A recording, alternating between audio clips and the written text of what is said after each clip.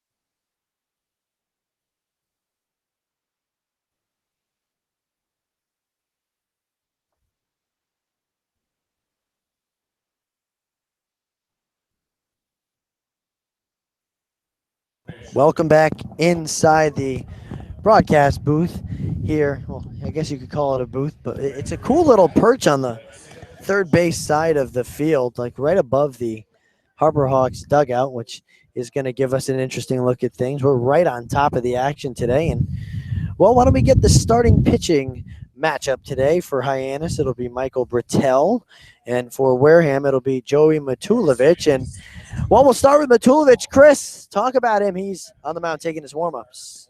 Well, Matulovic is a 6'3" right-hander out of Danville, California, plays his baseball at Cal Berkeley, appeared in 17 games this season to the tune of a 4.76 ERA, Pitched 73 and 2/3 innings, 4-3 record, 45 strikeouts, and had a 277 batting average against 278 batters faced. And what you can expect from him on the mound, well, Chris, he has a bevy of pitches. He has a fastball, he has a curveball, a slider, a changeup, 4 pitches.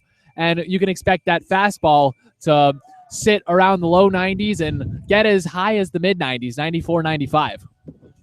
Sounds like a successful guy on the mound for sure. He's going to be facing this lineup for Hyannis. It's Reese Hampton playing center field today, batting first, and Daniel Robinson hitting second.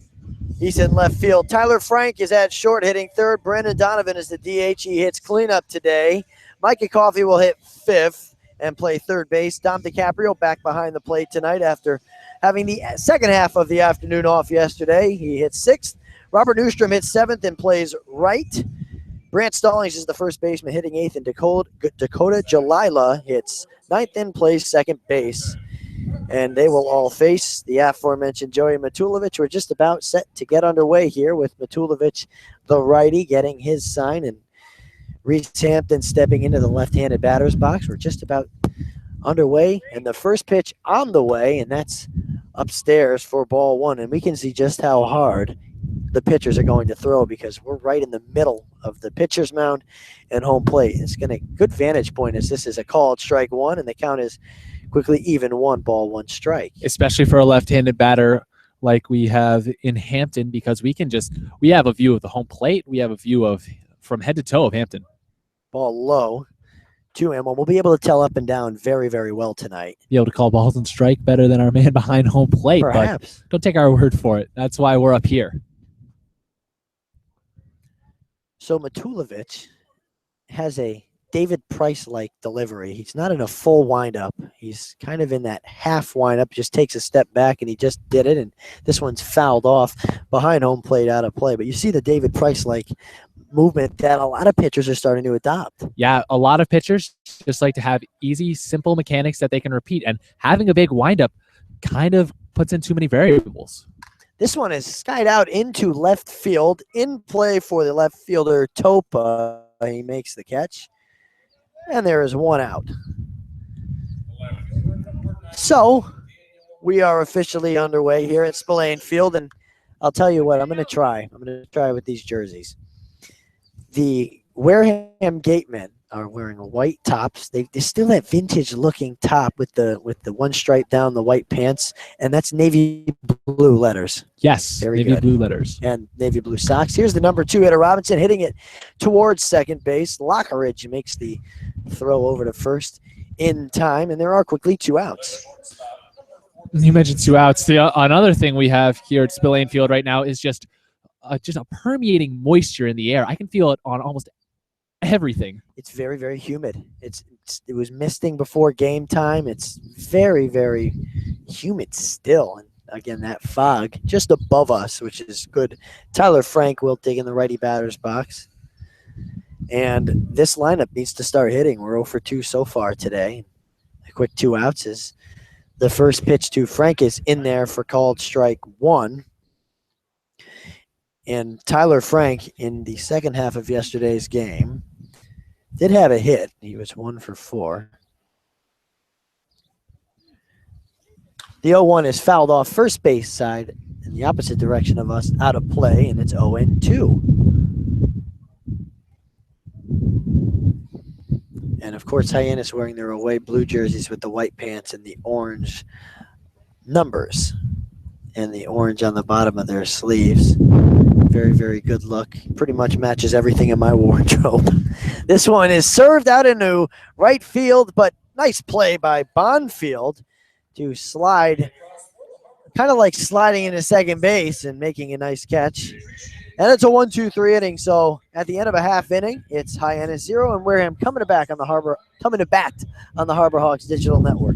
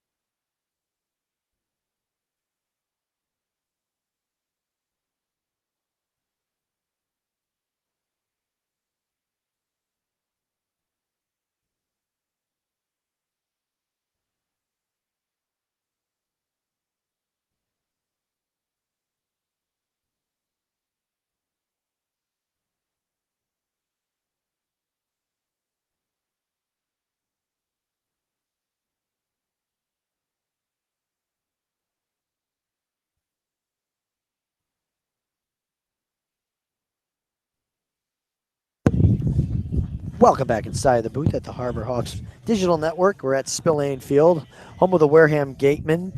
Chris Walker and Chris Lucy bringing it to you live. Just audio today because we're away, and we'll get you the starting pitcher right now. It's Michael Brittell of Hyannis from Fonthill, Ontario. Very, very interesting place to be from and come to America and pitch, but why not? And Chris Lucy has more on him. Well, doesn't have to get too far into the U.S. to find a Mid-American Conference school to play ball at. He plays at Central Michigan and went 6-5 this season in 23 appearances, 8 starts, 69 and 2/3 innings pitched, 43 strikeouts. So the first pitch to the number one hitter, Brandon Lockeridge, is in there for a strike. It's 0-1. Lockeridge is hitting .333 this year as he fouls this one back. It's 0-2. So Brittell had a 4.26 ERA, which was not that bad. It's a pretty decent ERA. 6-5 record in 23 appearances, 8 starts. Start number 1 this year. Appearance number 2, though, is this swung and a miss. Swung through and missed. So the first at bat is a strikeout for the pitcher Brittell, which is very, very good to see early on. Well, Wareham has seen him already. He got the win in the Harbor Hawks opener against the Gatemen, pitched 2 scoreless innings. Opponents were hitting .229 against Brittell at school this year. He went to school in Canada. He was all Ontario tournament 12 team. So he had a lot of accolades as well. Everybody's got accolades in this league, though. So it's like, which better accolade can you get? As the 1-0 is drilled to pretty deep right center field, but the play is made by Newstrom, the right fielder, Robert Newstrom. There are 2 away very quickly, much like the Harbor Hawks. We already have 2 outs very quickly into this one for the Gatemen. Well, Brittell's not an easy cookie to crack. He has a lot of movement on his pitches. You can expect a plus slider and a deadly sinker, which is more of a very hard 2-seam fastball. Willie McIver, the 3-hitter, takes an off-speed pitch for strike 1. You know, the sinker is a deadly pitch if you could master it. And I guess, well, if you've made it this far with it, then you've pretty much mastered it. But there's not a lot of pitchers at the college level that have mastered it yet. So that's very cool to see. Swing and a miss. They count 1-2. And I think, correct me if I'm wrong, but Chen-Ming Wong, when he was on the Yankees, he had a sinker. He threw a sinker. He had a junk ball just because those gross fingernails he had. Yes. He had a crazy grip on that baseball. Shame that his career didn't pan out the way it could have. Injury-riddled career. And this one's grounded towards second. Jalila over to first. Plenty of time. 1, 2, 3. Go the Gatemen. So at the end of 1 inning, we're moving right along, going to the second inning. 0-0, Gatemen and Harbor Hawks. You're listening to the Harbor Hawks Digital Network.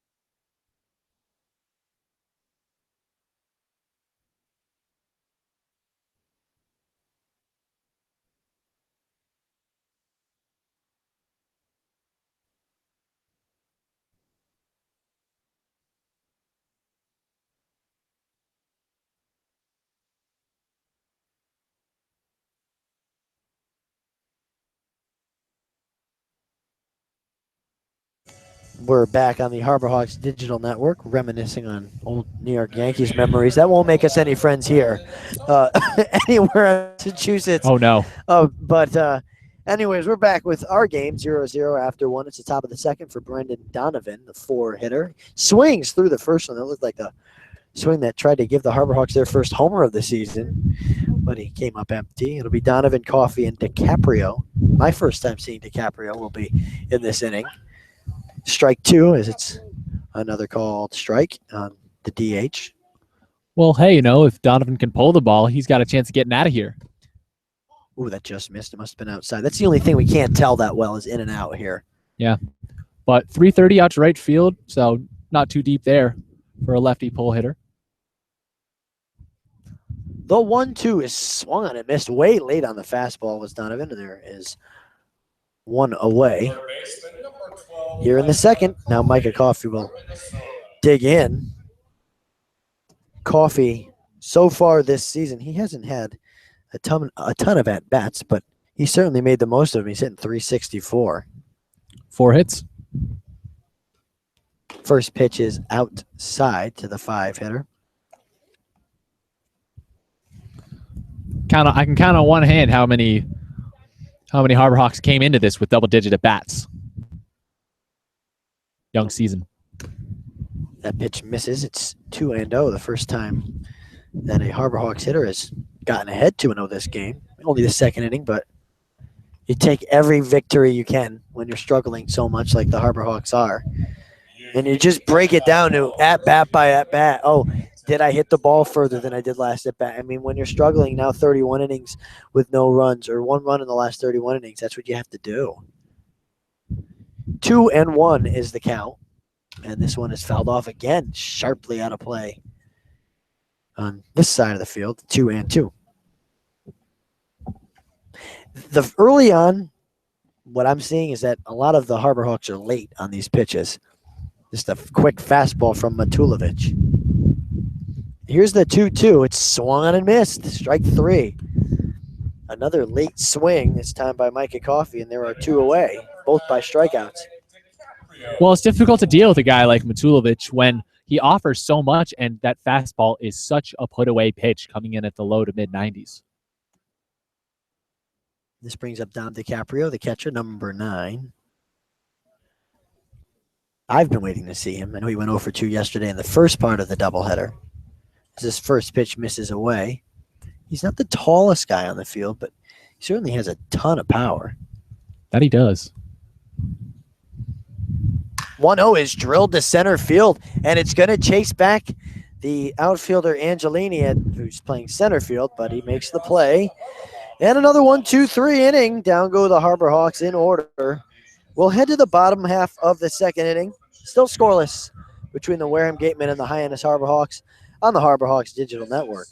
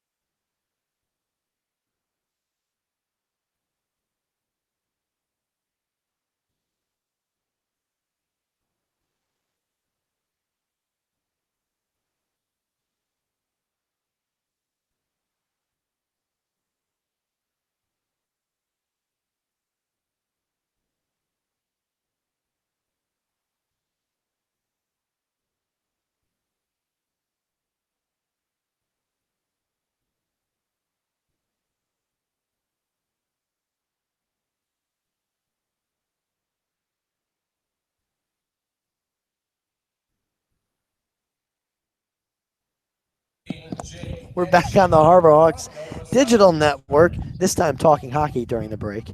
We talk about it all here. Chris Walker and Chris Lucy bringing it to you live. So it will be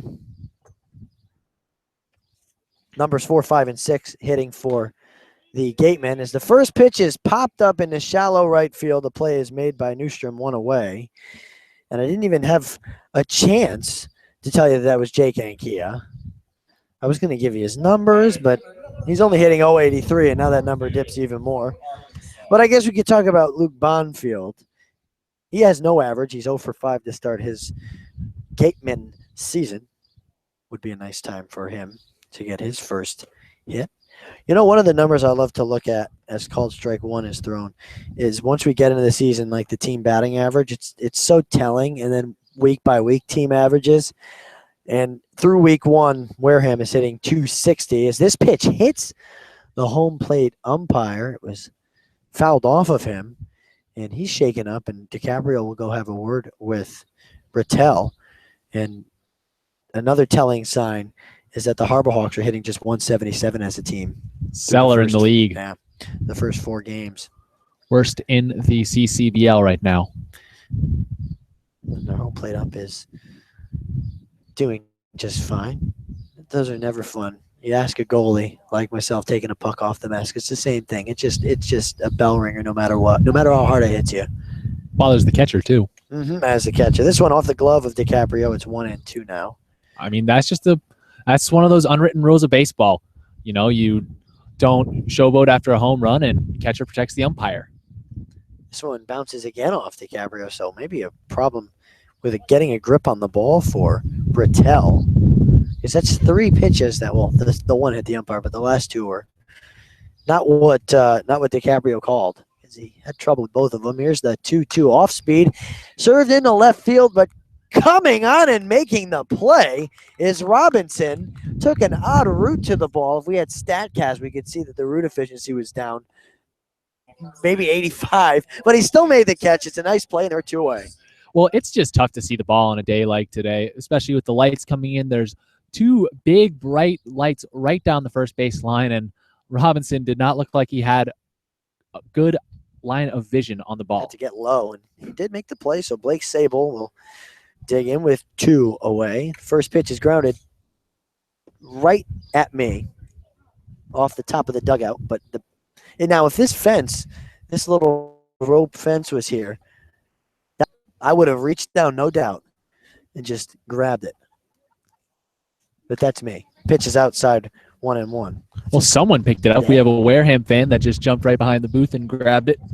No, he should have given it to me. That would have been nice. He knew. Just kidding. 1-1. This one grounded towards short. Oh, nice play by Frank. Spins it, throws to first in time. Beautiful play by Tyler Frank to get the 3rd out of the inning. And once again, down go the Wareham Gatemen in order. I'm tongue-tied. We go to the 3rd inning, still scoreless on the Harbor Hawks Digital Network.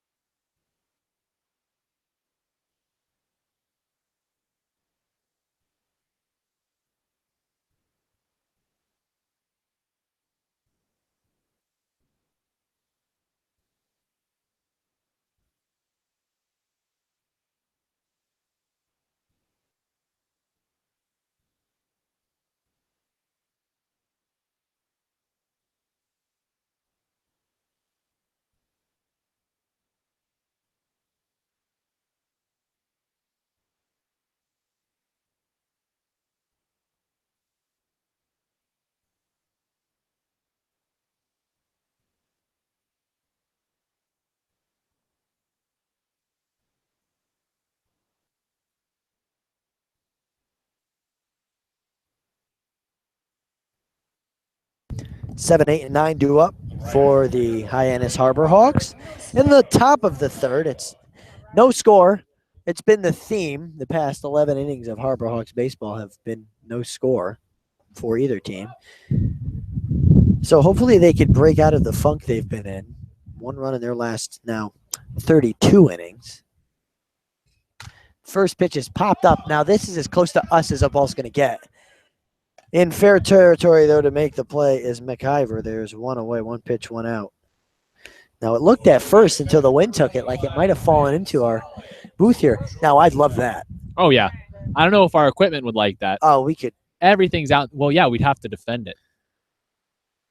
And we want a ball. Oh, my gosh, yeah. If it hit any of this stuff, we'd be getting a call from a couple of people. Mm-hmm. Now the first pitch to the first baseman, Brent Stallings, is low and away, 1-0. Stallings, this still looking for his first hit. Fouls one right at the net in front of the dugout of the gateman, and it's 1-1. He is still looking for that first hit. He's 0 for 7. He has a run scored, though, and a walk. Pitch is check swing, fouled off first base side out of into the net, 1-2. The average for the team has done nothing but drop since we've started today because the Harbor Hawks are 0 for 7. The 1-2 is grounded towards third. It's going to eat everybody up and get through for a base hit. McIver tried to come in on the ball, but it chased him back. It went under his glove and into left field. So there's the first hit of the day. See what I did? I said we have no hits, then we got a hit.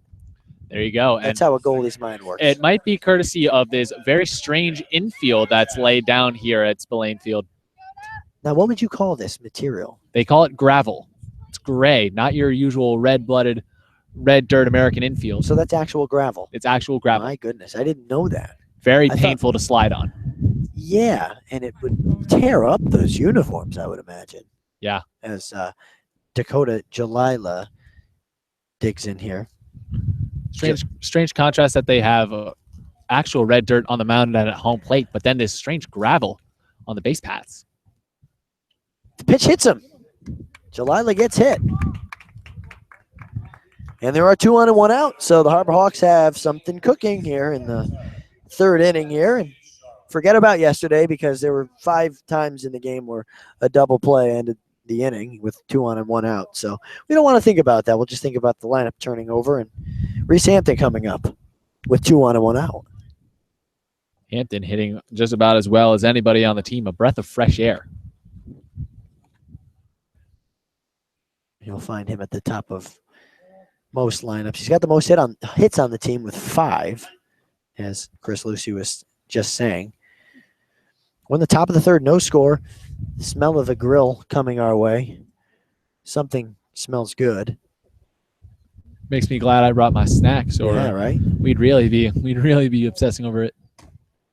This one is a bit outside. Ball 1. Count is 1-1. 2 on. Now the fog's starting to lower itself. Perfect timing onto the field as it did yesterday. Very, very similar day to yesterday. Just a little bit warmer, which we'll take.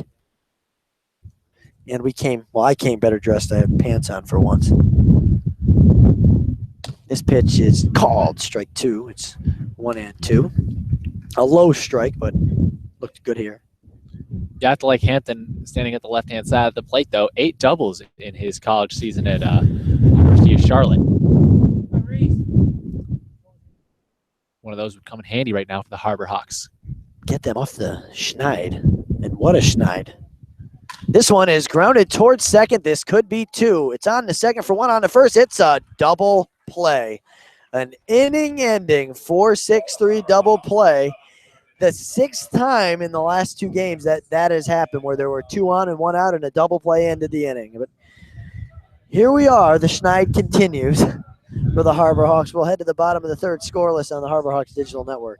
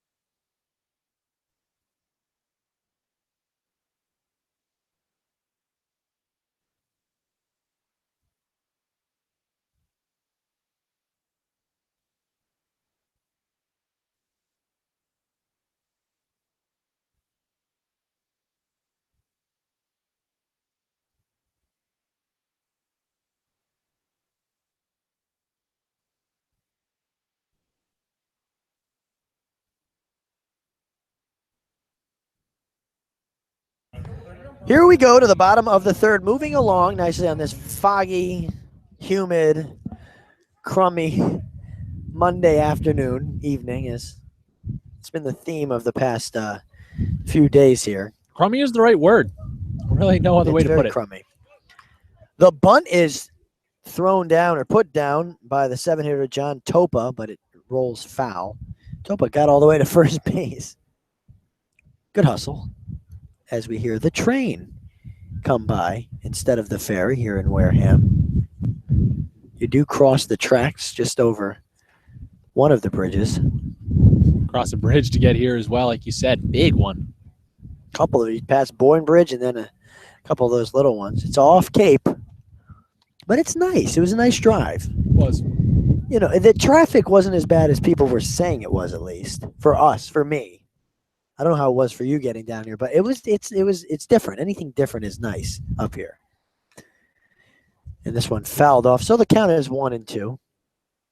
It went off the mask eventually of DiCaprio. So the home plate umpire will help him out and walk the ball out to him. I love that. I love when that happens, when a good gesture is shown. And now our third baseman, Micah Coffey, is giving a break to DiCaprio. It's just good sportsmanship all around. It's like a Norman Rockwell out there when the umpire just takes off the mask. Adds a personal touch to the delivery of a new ball. Exactly. Pitch swung at him, swung on and missed.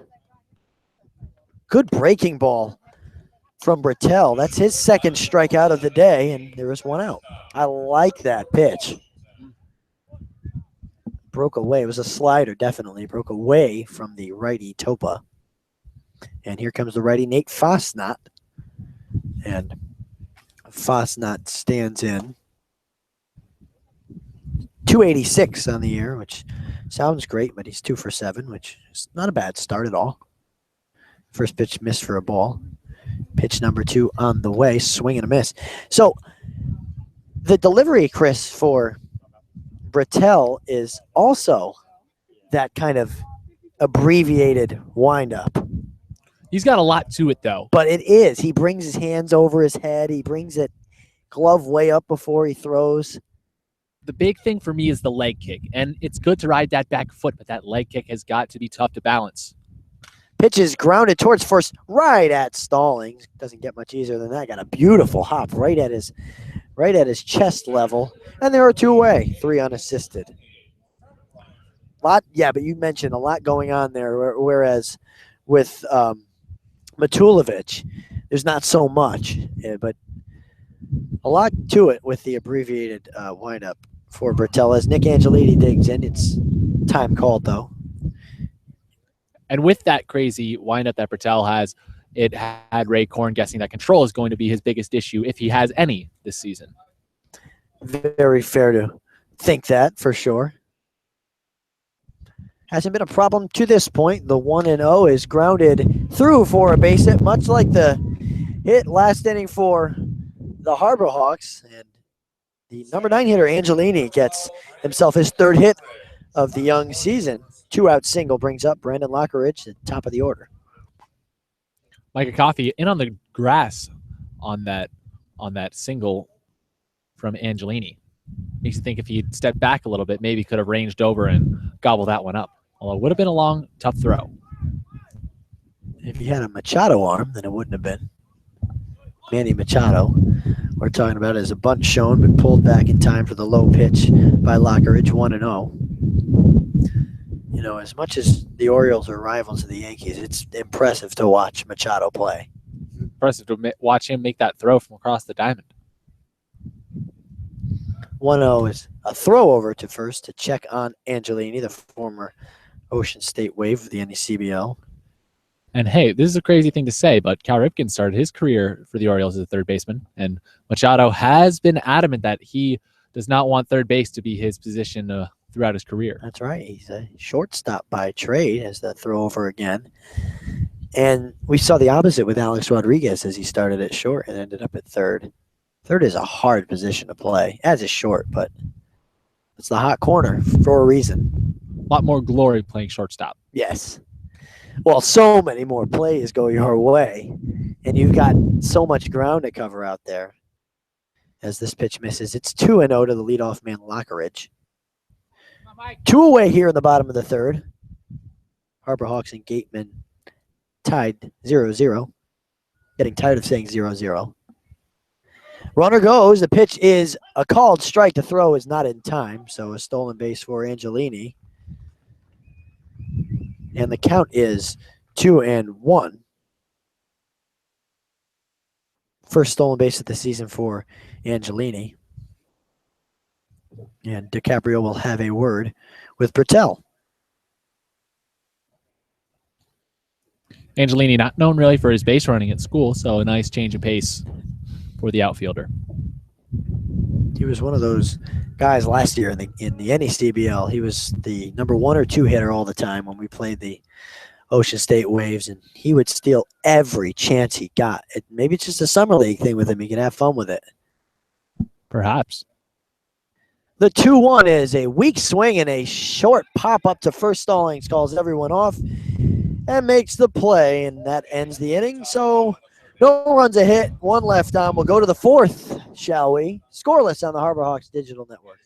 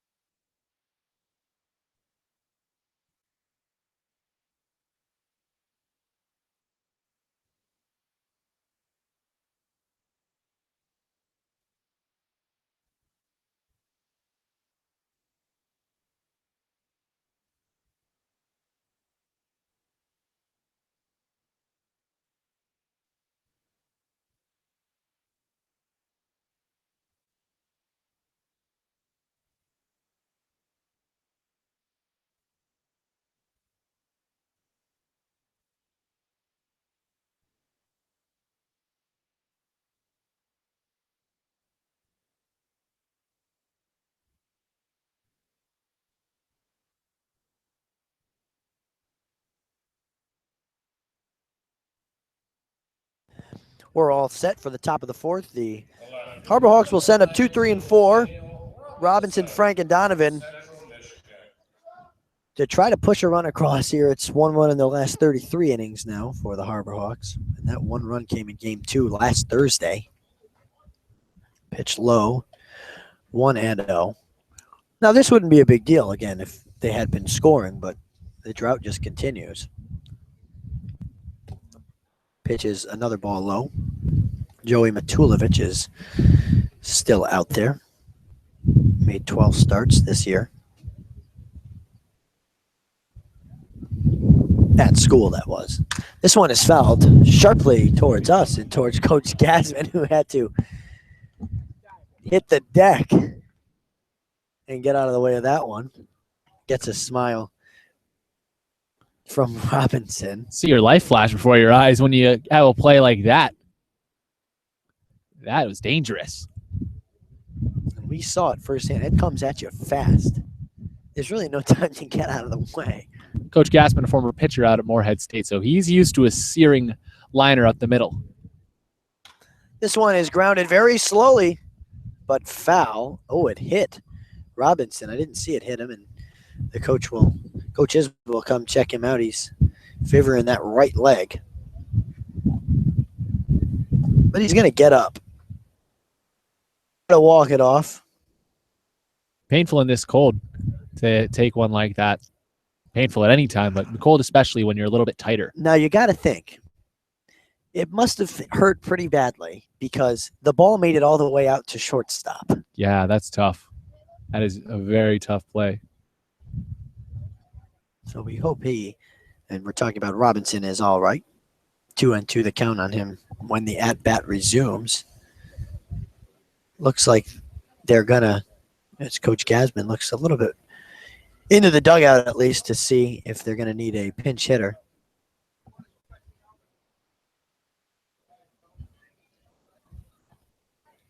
But anyways, as we were saying before we came back for break. During break, we were talking about the field. Very interesting setup how they have the big bleachers out in left center field. I mean, a huge bleachers. It's like a high school football field bleachers right there. Well, it is a converted football field. You notice an upright down the left field line over there, and another upright just beyond the center field fence. As well as the press box. Yeah, also the scoreboard out in right center field, of course, has balls and strikes and outs on it, but you have to imagine with the clock feature that they have in the middle of it, could certainly be doubled as a football scoreboard as well. Oh, absolutely. Will stay in the game. Everybody giving him time to shake it off, and gets a nice hand from the crowd here. That's tough. That's a tough ball player. Staying in after hitting one right off of your shin. Those are not fun. Not at all, especially after playing a full season of college ball. Coming out here just to sharpen yourself up a little bit. That shows just the resilience of all these players to come out here and have the drive and the love of the game to come and play another year, a season, after their college season, the full 50-plus game season is over. These ball players have a lot of durability and a lot of endurance as the pitcher's fouled off, still 2-2. Well, they've been doing it their whole lives, Chris. That's right. I mean, you think about a lot of these guys playing travel ball in the summers in high school. Pitch low, full count. No, you're right. It's a lifestyle, not just a career choice. It really is. So the count is full on the leadoff man in the inning, Robinson, and it's inside, ball 4, so he'll get to walk to first. But he does take a jog, see how that leg is doing. And that's a leadoff man on base for the Harbor Hawks, something that was very hard to come by in the past few games. It's a well-deserved trip over to first base as well. Sure, he wore one. He took one for the team there. We're looking to see how many times they got the leadoff man on. Tyler Frank will step in. Swung through, missed. 0-1. So Frank so far this season hitting 182, just 2 hits and 11 at bats. Now 2 for 12 at the 0 for 1 today. Hopefully those numbers will all rise.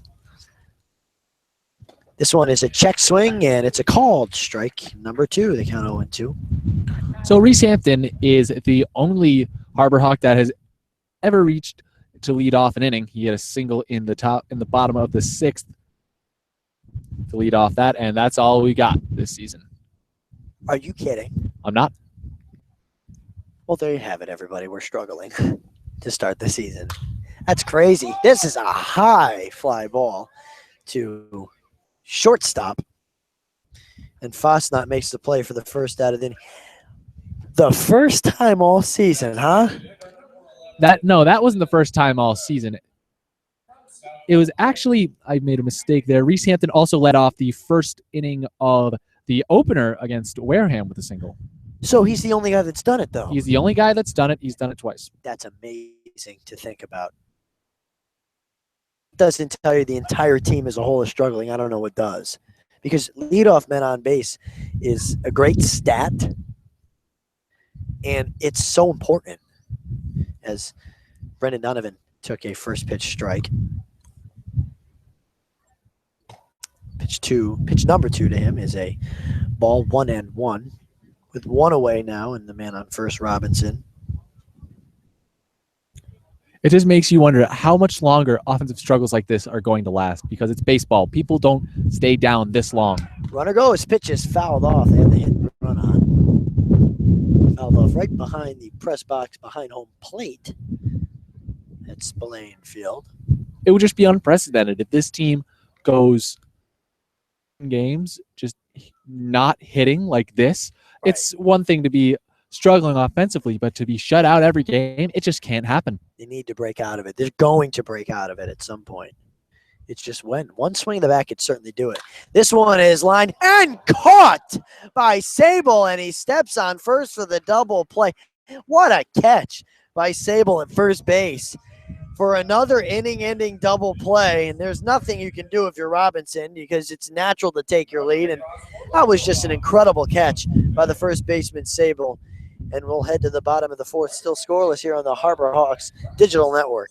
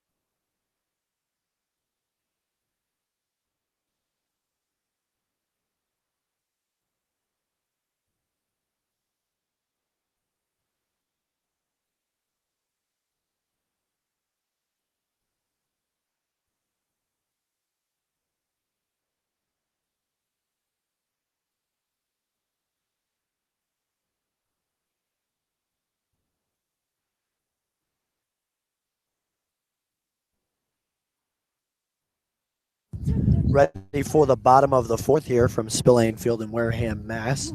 Chris Walker and Chris Lucy bringing it to you live. Harbor Hawks and Gatemen tied at zeros as we head to the bottom of the fourth. It'll be 2, 3, and 4 for Wareham. Shatted, McIver, and Ankia do up against Britell, the righty. It's low for a ball 1-0.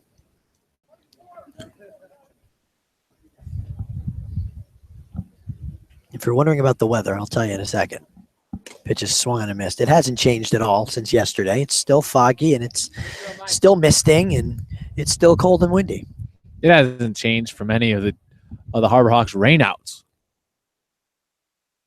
Got to get these games in. And that's what happens as this pitch misses. Eventually all the off days are going to be used up. Then you got to do double headers. Wow. Yeah. I mean, the Harbor Hawks have already lost their first 2 off days. And I believe rainout doubleheaders are 9-inning games because they were supposed to be 9 innings at first. As this one misses, it's 3-1. And 2 games already lost. I mean, the first 2 off days are gone. The next one I think would be July 6th. And again, it's what happens here in June on the Cape. You never know. 3-1 is high, ball 4. And taking a run to first is Shattered, but the ball bounced right back to DiCaprio. Good idea because the ball got by. You could try to go to second. But DiCaprio gets to it, and it's a leadoff walk. Much like the start to the Harbor Hawks fourth, I'm telling you, both of these teams are trading like they played the same amount of batters in every inning so far. And that brings out Willie McIver 0 for 1 with a ground out to second in the first inning. Leadoff man on. Fourth at Gatemen.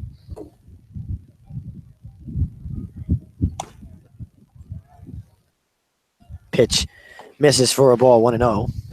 You are right about the off day. The next off day that the Harbor Hawks have now is going to be July 6th.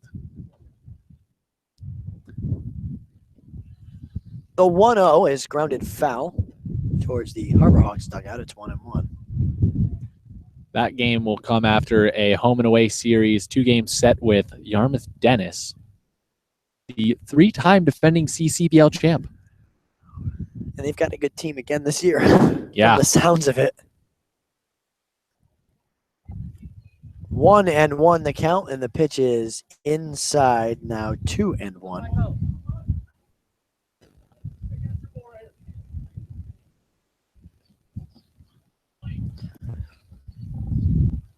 Not often you see dominance like that in the league this competitive. No. Runner goes. The pitch is outside. The throw from DiCaprio is another low throw. That's 2 steal attempts that were just overthrown in the sense that too much was put on the ball by DiCaprio and it just bounced and died in the grass. And it's a stolen base for Shattered with nobody out, and the count is 3-1. How tough this league is to win. Hyannis hasn't won a CCBL championship since 1991. That was before both of us. Very well before I was born. So the 3-1 is hit into right field and deep. But making the catch is Newstrom tagging and going to third, standing up is Shedden. Look at the jersey of Shedden. And you can't see it if you're watching, or you can't be watching because it's the audio, but it's black from the gravel. That's incredible. And what really surprises me is that they can keep those pristine white uniforms clean. I mean, it's just like you said, they have a little bit of a lettering, like a dark blue trim around some red Gateman lettering. I think is dark blue as well, with this moisture just soaking it. But how do you keep these uniforms any semblance of clean when you just have black coal on the field? That's some good bleach. Seriously. Some good, real good bleach. Because it's not just dirt. It's not dirt stains, which you can get out. Or, it's brown, it's red, or a combination. This is gravel. It's embedded. It's a driveway. It's basically a driveway that's not paved. If enough cars drove over it as the pitch misses low, it would probably turn into blacktop.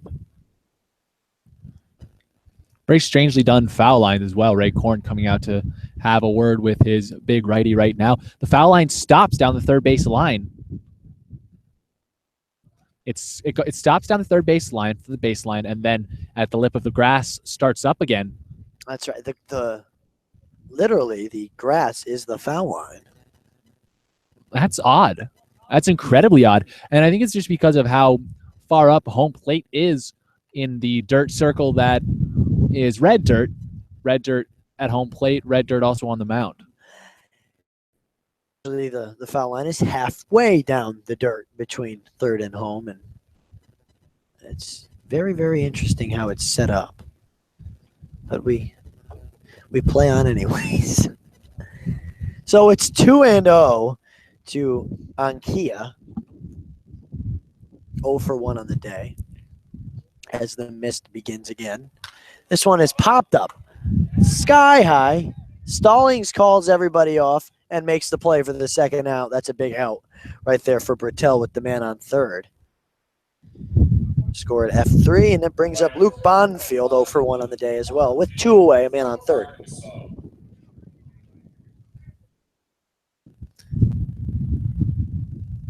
Thank you to everybody, by the way, that's listening. I know it's not the same without our live stream that we have at home, but we appreciate it very, very much. But of course. With 2 outs, the first pitch here is fouled off by Bonfield, and it's 0-1.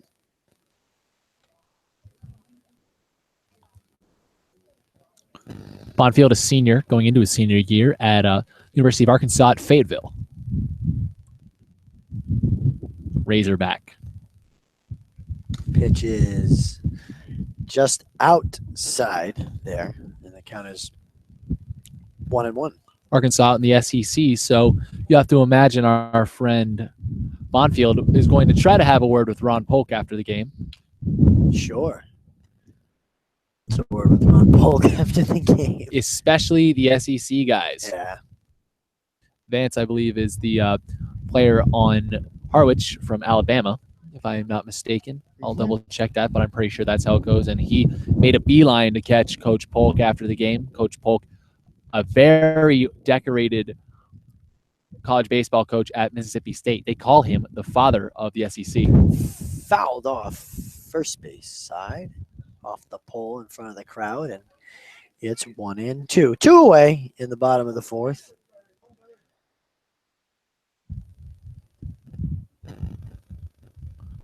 The infield is back. Short and second are all the way almost to the outfield grass. And the pitch is grounded softly towards the pitcher, Bertel. He fields and fires in time. Great play by Bertel. The Harbor Hawks out of a tough start to an inning. Excellent play. A long throw from Bertel. He made a perfect throw, and that's how the fourth ends. We head to the fifth. We're scoreless on the Harbor Hawks digital network.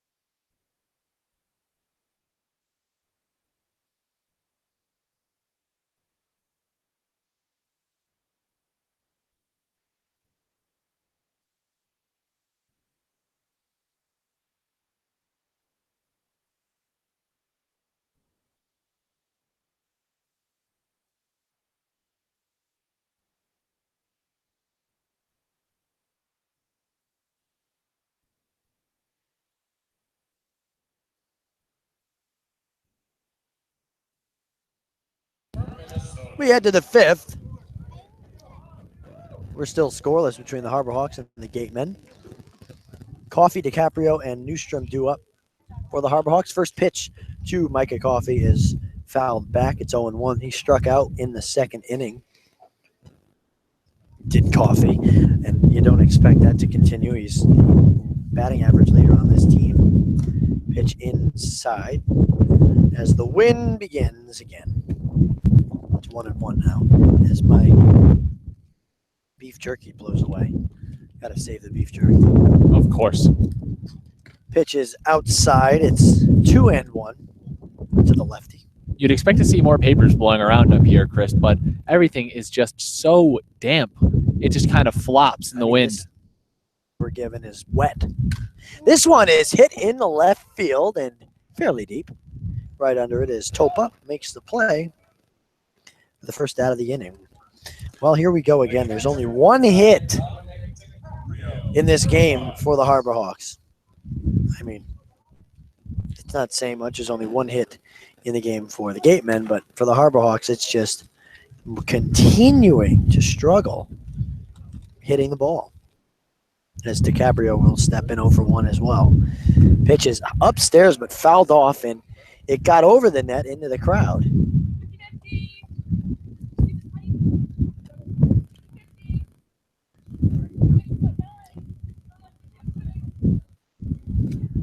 Oh, 1 is hit into right field and back.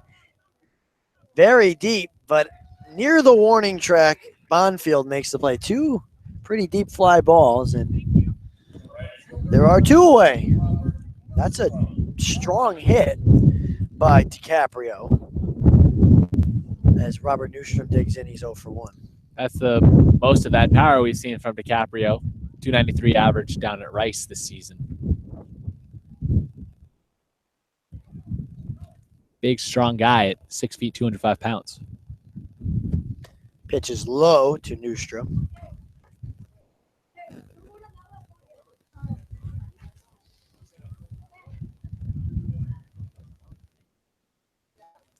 Is low. I would imagine, Chris, that this field is one of the harder ones for the kids to get the baseballs in, just because of how close to buildings everything is, and there's not much space behind. There's not much field space behind anywhere to get the balls.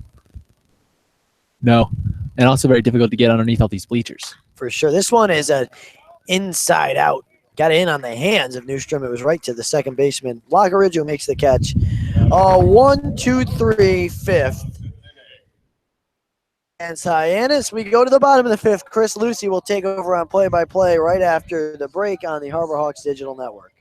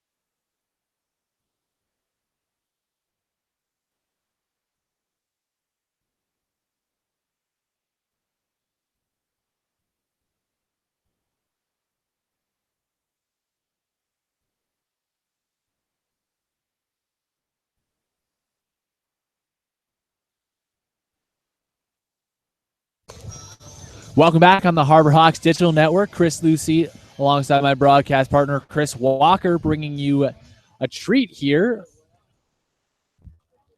The Hyannis Harbor Hawks taking on the Wareham Gatemen down here at Spillane Field. Blake Sable taking his place in the left-handed batter's box to start off the bottom half of the fourth. Bottom half of the fifth, I should say. He'll do so against the righty. In the pitch. A ball low away. The righty being Brittel. In for his fifth inning of work. The 1-0. Hit up the middle and through for a base hit. Nice piece of hitting from Sable to get his day started. Hadn't reached base yet. He's on to start the 5th. Well, at least somebody's getting it. It's not the side we want, but I just want to see some action. It's been a more pitchers duel than anything else the past few games. So any hitting is fun to watch. Well, we have 2+ guys, 2 big righties on the mound today. One with a mid-90s fastball, and we have Bertel out there with some very dastardly breaking pitches. Oh, he's been great. Both pitchers have been great. Topa squares around for a bunt, but Bertel throws down to first base. Topa 0 for 1 on the day with a strikeout. Maybe trying to see if he would square around, and they got him to. That brings Coffee in on the grass, creeping in. As Bertel comes to the set, he deals. Topa squares around, sucks it back. He was squared around before the pitch was even decided by Bertel. He let him know what he was doing right away. And then he sucked it right back. That's ball 2. Ball 1. Topa also with a very strange stance. He really just stands right up there, getting very low. Runner on first base, nobody down. Sable out there with a single, held on by Brant Stallings. The pitch. High and away again, count 2-0. Topa squaring around for a bunt and sucking it back. Not really getting much to lay down the lines. No, and, Coffee's ready at third base, so really all you got to do is throw one down the middle if you're Bertel. Not yet. Either way, Coffee creeping in. Righty in the batter's box, righty on the mound. The pitch. And he lays that one down the first base line. Bertel ranges over down the first base side. Jalila covers first base for the first out of the inning, and Wareham gets the job done. They advance Sable over to second base with an out. Nice sack bunt by Topa. That's exactly how you do it. You make it impossible to get the lead runner. Exactly what you want to do. Man on second, 1 out. That's how you draw it up. That was perfectly executed. Now bring up Nate Fastnot. Staying on the right side with the righty. Man on second base. Knotted at 0 here in the bottom of the 5th. Harbor Hawks at Wareham. The pitch. Right. 1-0. Bertel trying to find the strike zone. Having a little bit of trouble with it so far here in the bottom half of the 5th. Overcast still from Wareham. Ugly day. Very wet. That's just all I can say about this day. The 1-0. Cut on and missed. Breaking ball low and away. It's about as wet as it can get without raining. It feels like it's been raining all day. That's how just sticky wet everything is. Not a drop has fallen from the sky, and none are expected to until well after this game is over.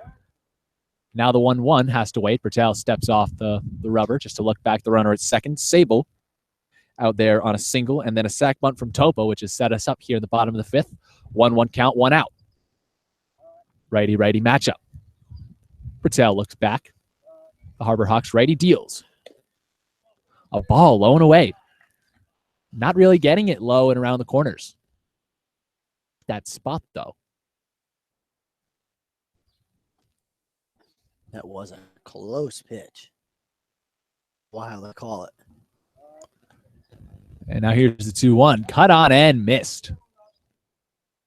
Is the count up.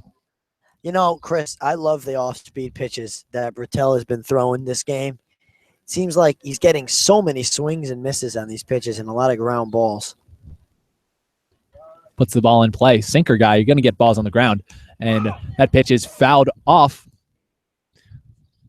Vosnot getting that off the back heel. Needs to walk around a little bit, shake it out. Looks okay. Daniel Robinson, though, the left fielder for the Harbor Hawks, walking around out left, took a bad one that bounced off of his shin and rolled all the way to shortstop earlier in the game. I haven't seen that happen very much. That was just a very, very hard swing. I think we're both lucky to say we haven't seen that happen much. Yeah. And lucky for Robinson, he's okay. Man on second base, 2-2 count. 1 down here in the bottom of the 5th. And another man getting hit. That's Vosnot in on the hands. Those are the worst when if it hits your hands, it could break something so easily. But looked like he took his forearm, put it in front of his hand, but That's 2 on and 1 out, and it's trouble. Just when we were looking for an exciting game, it turns into an opportunity to score with only 1 down for Wareham. Man on first, man on second. Nick Angelini standing in the right-handed batter's box against the right-handed Michael Bertel. The righty from Ontario comes to the set, looks back the runner at second and deals. A strike. That one looked like a fastball on the outside corner, finally getting it at around knee level and getting the call from the home plate umpire. Angelini was the first guy to get a hit in this ball game for Wareham back in the third. One of only 2 hits for them today. And he serves one down the third base side. That one is gloved as short by Frank, who fires across the diamond. Did he get him? Yes, he did. Delayed call from the first base umpire, but it'll move over the runners. And with 2 outs, Brandon Lockridge, the top of the Wareham order, comes to in the bottom of the 5th. No score still from Spillane Field. That's just another great play by Frank. He's made a couple just very, very tough plays that were close at first. He's got the strong arm. He can spin around and do everything to make the play. Good play. And a dangerous situation for the Harbor Hawks as the first pitch is served high in the air. That one in foul territory. Line on that on this gray overcast day here from Wareham. Surely becoming evening. Went? I have no idea. Neither did I. Lights on here now to Spillane Field. Kind of fogging things up even more once you put those lights on and expose the fog. And the 0-1 is blown away. Looked like a breaking ball, possibly the slider. 1-1 count. 2 outs, man on second and third. Brandon Lockridge 0 for 2 on the day. He stands at the right-hand side of the plate. The righty deals one that is fouled off his foot, it looks like. Shakes that one off like a champ. Miss or anything there. 1-2 count. 2 outs. Lockridge Jr. at Troy University.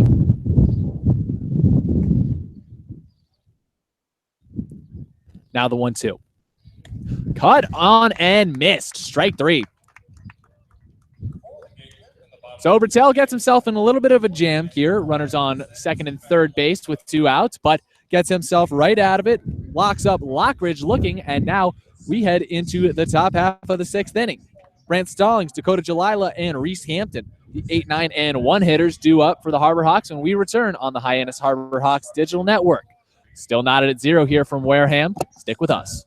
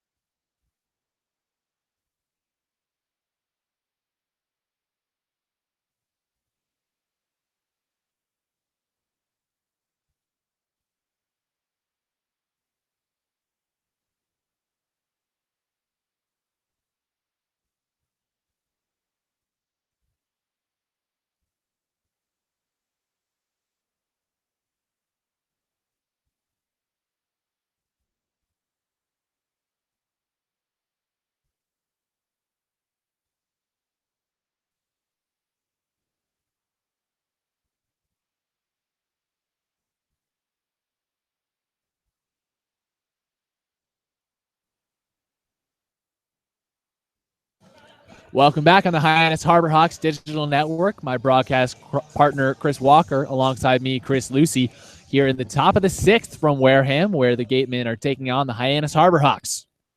Stallings stepping up to the plate against Joey Matulovic, still on the mound.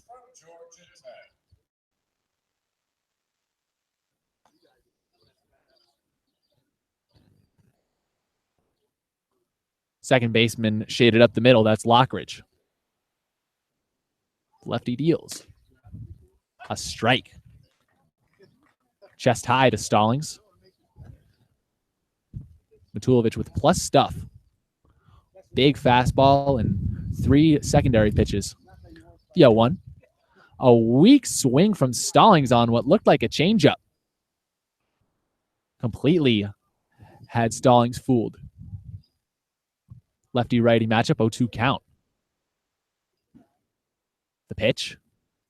Cut on and miss, but that one gets away from the catcher, and Stallings scurries down into first with a strikeout and an on base. There. Jake Ankia, the man, missing that.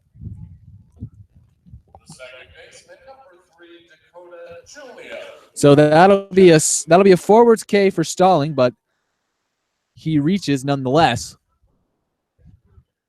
He'll be 1 for 2 on the day, and now Dakota Jalila steps up to the right-hand side of the plate, man on first base. Lefty on the mound. And Jalila scores around for a bunt, lays a beauty down the third base line. It's picked up by McIver, who throws across the diamond to get the speeding Jalila. And Stallings moves over. The sack bunt for Jalila won't hurt his batting average, but helps the Harbor Hawks finally scoring position.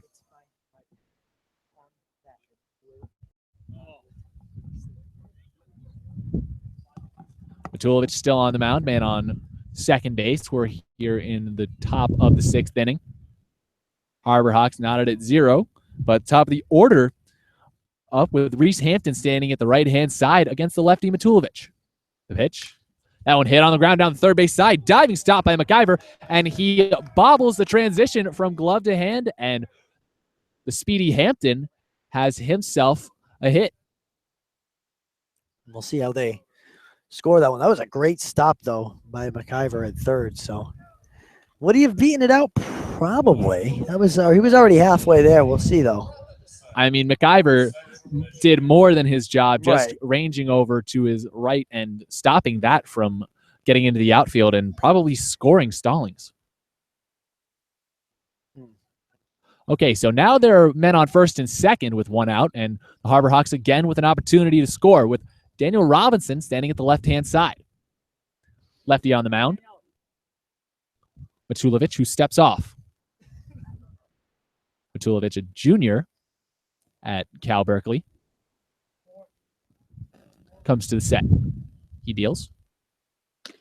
A strike. 0-1 count on Robinson. And Matulovic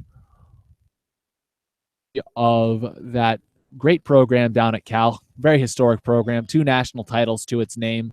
Also where Jeff Kent played his college ball, the 2000 NL MVP. The 0-1. A strike, breaking ball, dipping in from the hands and getting right over the heart of the plate at belt level. 0-2 count on Robinson. And the crazy thing is, Chris, that in 2011, Cal announced that they were cutting the baseball program. It's amazing. Now Matulovic comes to the set. Looks back to the runners. Pitching on the hands, inside out, foul down the third base line. Behind the bleachers, out of play. And the program was a dead duck until pitcher Stu Gordon, a 70-year-old lawyer down in San Francisco, formerly a pitcher for the Cal Golden Bears, $150,000 of his own money and convinced more than 1,000 boosters to bring back the program. They raised $9 million to resurrect a historic program down at Cal Berkeley. Now the 0-2. Incredible. Hit on the ground down the right side. That is gloved by Sable, but it actually kicks away from him and gets out into right field. That scores Stallings from third base, from second base. Reese Hampton gets all the way to third, and Robinson has an RBI single.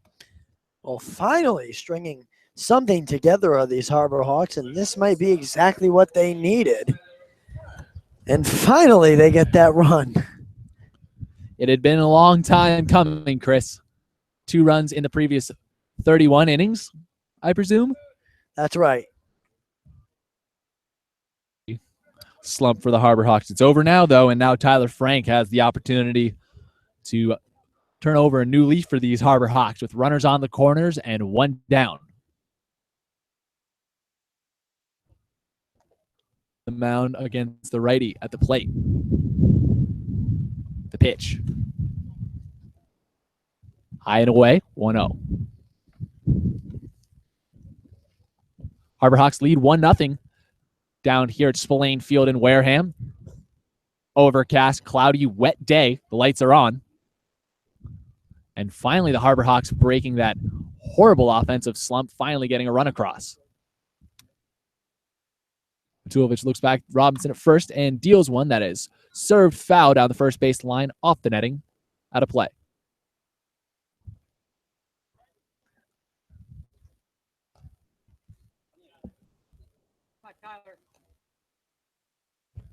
And I have a little, wasn't quite Matulovic on the mound, but Grant Wolfram, the lefty. He throws down to Sable. Davenport University Junior. 6'7", 220 is a big boy. But he's in trouble. He sure is.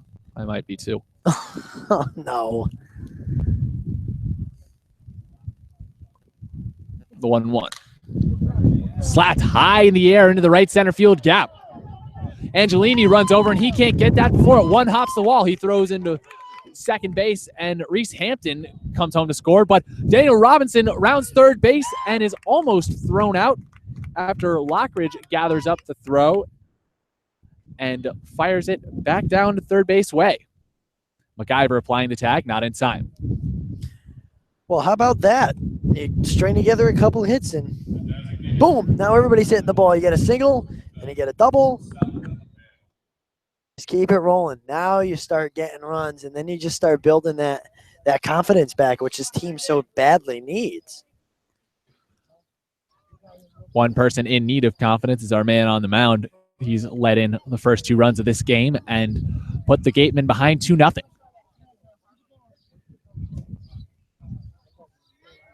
That's a first pitch ball to Brendan Donovan.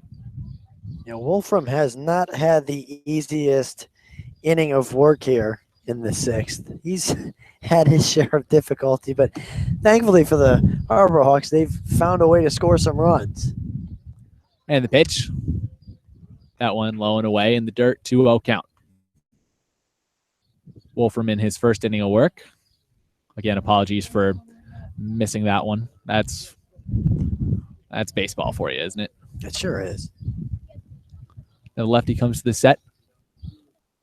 Deals to lefty at the plate, who cuts and misses.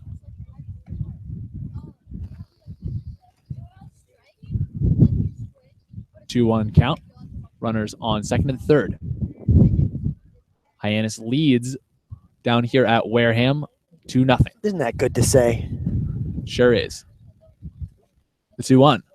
That one in the dirt, and Robinson goes from third base. He gets in standing up as the ball gets away from Ankia behind home plate. Hyannis on top 3-0 on the passed ball.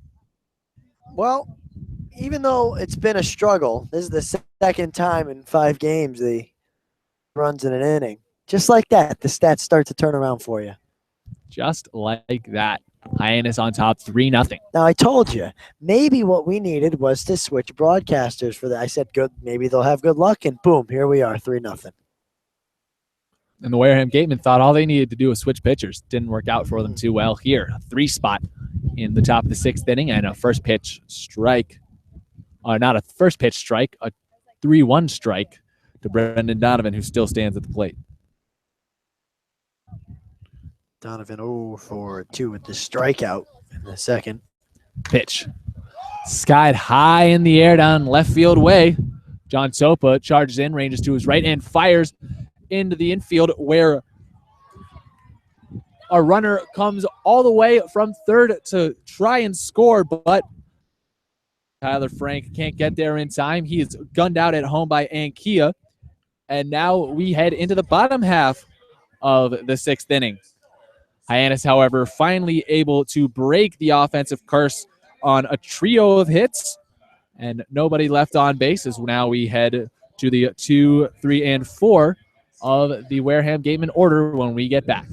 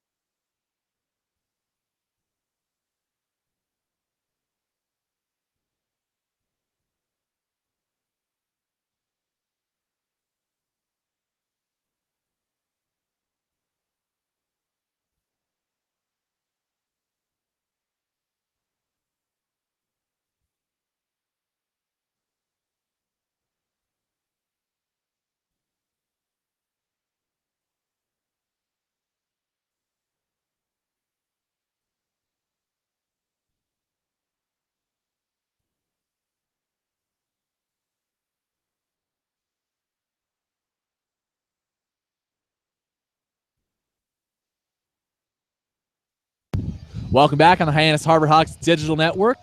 Chris Walker joining me, Chris Lucy, here in the broadcast booth from Wareham. And if you missed the top half of the sixth, well, you missed a lot. Hyannis able to scratch across 3 runs, take a 3-0 lead down here in Wareham. Now Andrew Shaddid coming up to the plate. Righty on righty matchup. The first pitch. Mike Bertel in for his 6th inning of work. Bertel's looked very, very good through 5 innings, Chris. You know, he's had a little bit of trouble the past 2, but he's managed to get out of it scoreless. He throws breaking ball over the outside corner. Now 1-1. 3 Ks, but he's been putting the ball in play mostly, being a sinker and slider kind of guy. The 1-1. Slapped foul behind home. That one getting over the chain link fence, out of play. Big inning for the Hyannis team in the field. This is where you have a shutdown inning if you're Bertel. They need it so badly. They need to get out of this inning up 3-0. The 1-2. Hit on the ground down third base. Coffey spins and fires after fielding that one almost between his legs to get the first out. Just another beautiful play by this left side of the infield between Coffey and Frank. They've made 4 or 5 outstanding and then the throw over to first. Good stuff from this infield.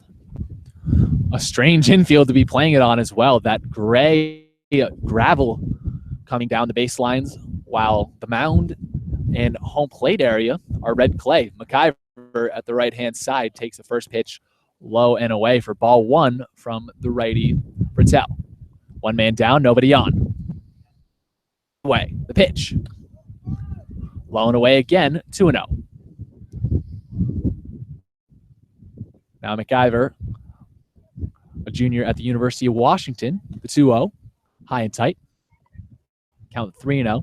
All Pac-12 honorable mention this past season. Batted .292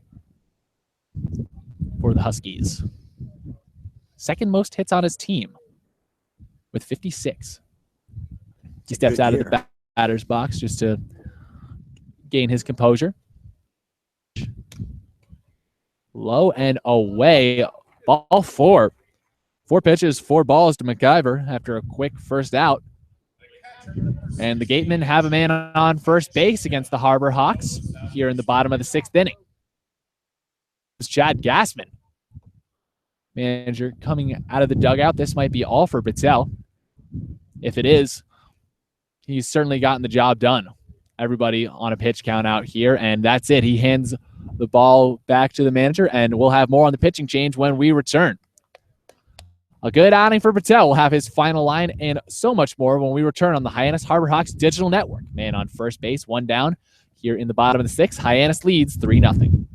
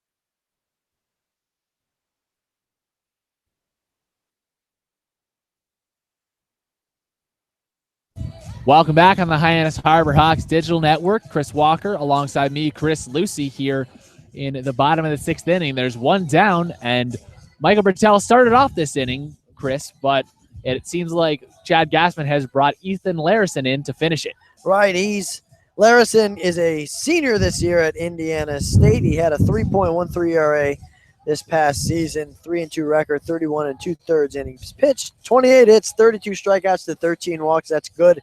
And opponents were hitting 235 off of him. And Larison has pitched 1 inning this season, and he did not give up a run in that. Obviously, the runner on first, MacIver, is still the responsibility of Bertel, so we don't know if he will give up 1 or 0 earned runs. Either way, a very, very good performance from Bertel. Like you said, that runner on first, Bertel's responsibility, but the man at the right-hand side of the plate, Jake Anchia, is Larison's. Runner on first. Righty on righty matchup. The pitch. Ball low and away. 1-0 count. Man on first. Hyannis leads 3-0.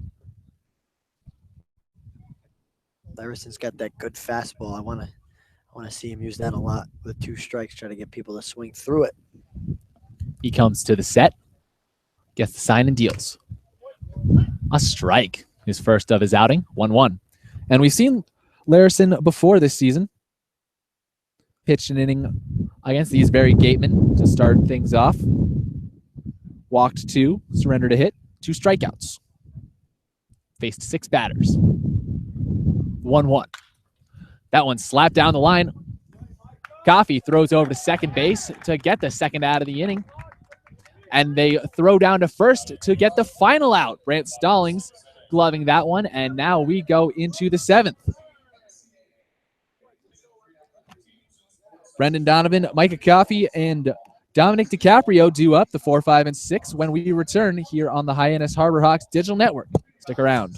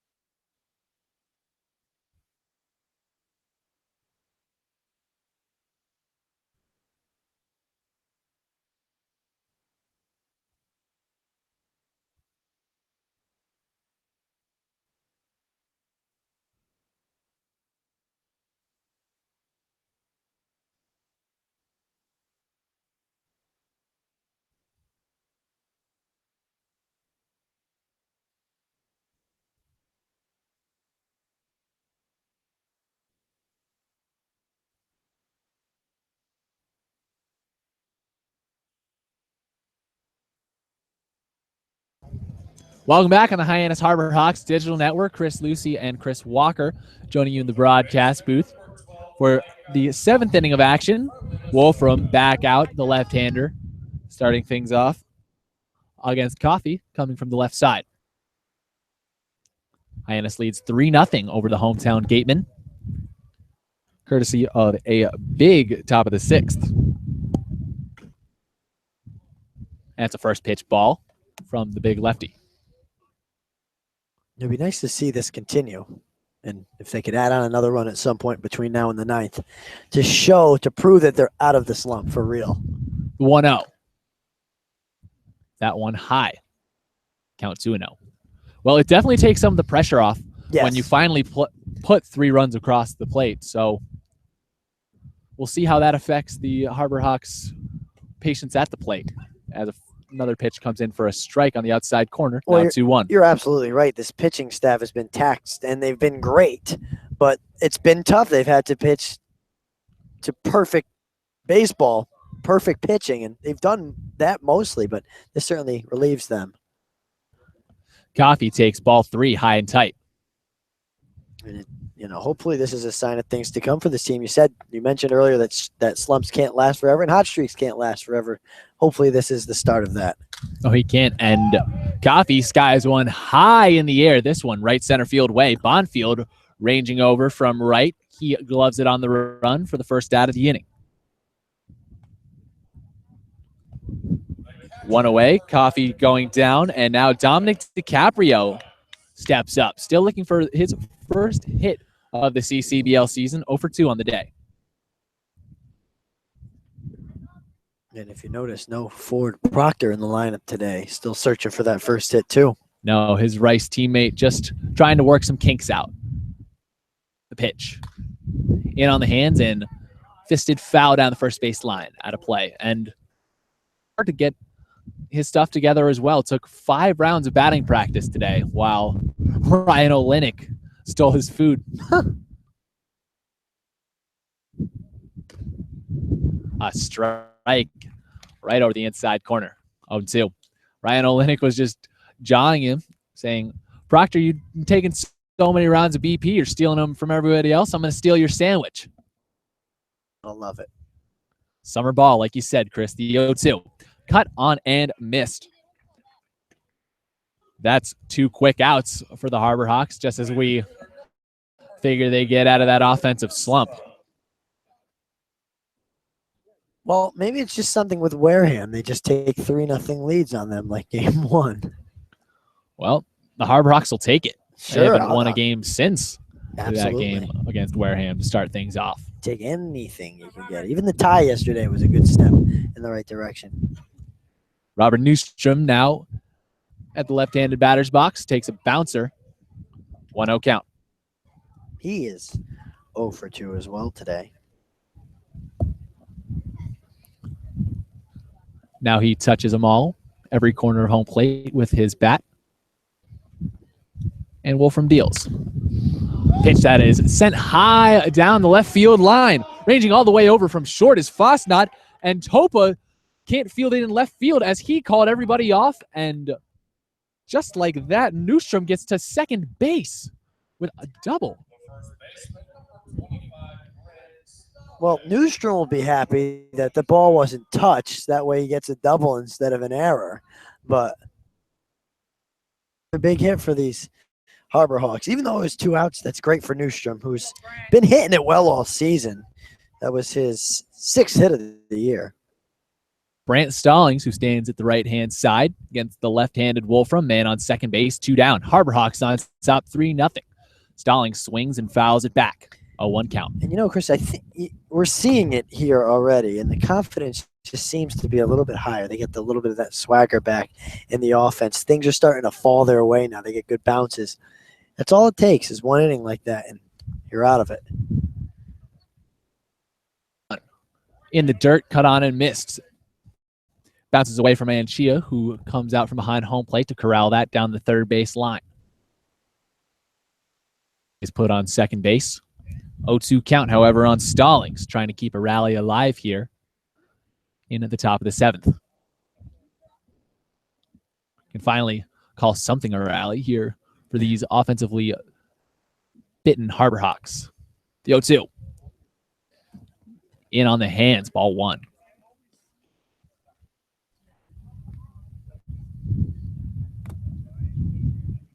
Stallings having a good day. Certainly. The hit and the strikeout and going to first. It's an interesting day for Stallings as he takes ball 2 low and away.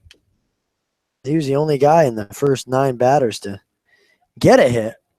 The only guy until the 6th inning for these Harbor Hawks. So he could say, I did it first today. Sure did. He can maybe push another run across, too, with a deep drive. Down here at Spillane Field. Man on second base. 2-2 count, 2 down. Harbor Hawks on top already, 3-0. The pitch.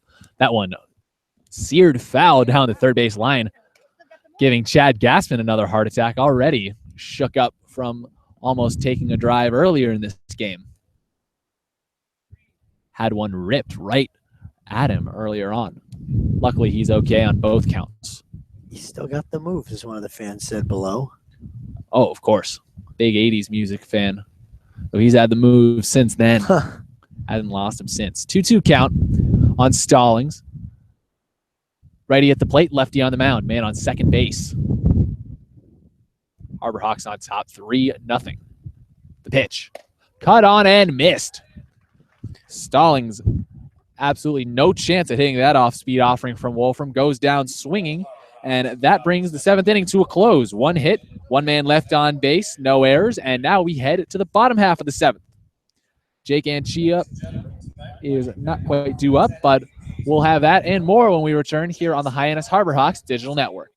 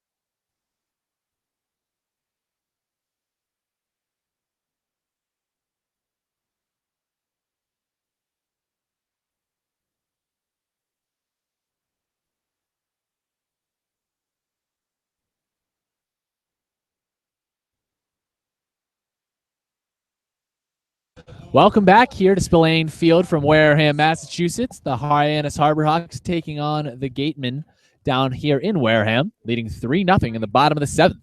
Ethan Larison back out for another inning of work. He sets things up. The righty dealing with another righty in Luke Bonfield, who swings at a first pitch and fists it foul behind home. A 1 count. Bonfield's 0 for 2 so far today, with the fly out and the ground out to the pitcher. That was Bertel's best play of the game. He had to make a tough throw to first from towards the third base side of the mound. And the next pitch is grounded down the third base line. Micah Coffey ranges over a step to his right and throws across the diamond to Brant Stallings for the out. Just to see how easy Coffey makes the play. And that was a routine grounder. But he didn't even take a step to make that throw, and he still throws it so hard. It just shows how good these guys are and how talented the D1 level is. And now we have Blake Sable stepping up to the dish. Sable, another talented one out of University of Southern California. 1 for 2 on the day with a single. Stands at the left-hand side. The righty deals. A strike. 0-1 count. Around belt level, that fastball came. Sable led off the 5th with the base hit. That started to sort of a rally for the Wareham team, but they still have no runs. And the 0-1 is in the dirt. You know, Chris, I got to apologize. Just as I was telling you off the air that the fog seemed to be clearing. Look at the fog coming in now in the outfield. It's starting to get like yesterday. That's what happens when I talk. The opposite happens. A good stiff wind blowing it around a little bit, too. Nice fog settling over center field, mainly. The 1-1 from Larison. That's a swinging strike. Brings the count to 1-2. Sable looks way late, way off with these just good fastballs from Larison. I would throw another one if I were him. He'll have the chance with a 1-2 count. Nobody on. 1 down. Hyannis on top. 3-0. Pitch. Fisted foul behind home. Out of play. That time Sable was on it, but that was another fastball. Yeah. Larison now takes off the cap, wipes his brow, gets the glove back on. Now he's set again. Jalila and Frank playing it a little bit up the middle. They're all the way on the back of the outfield grass.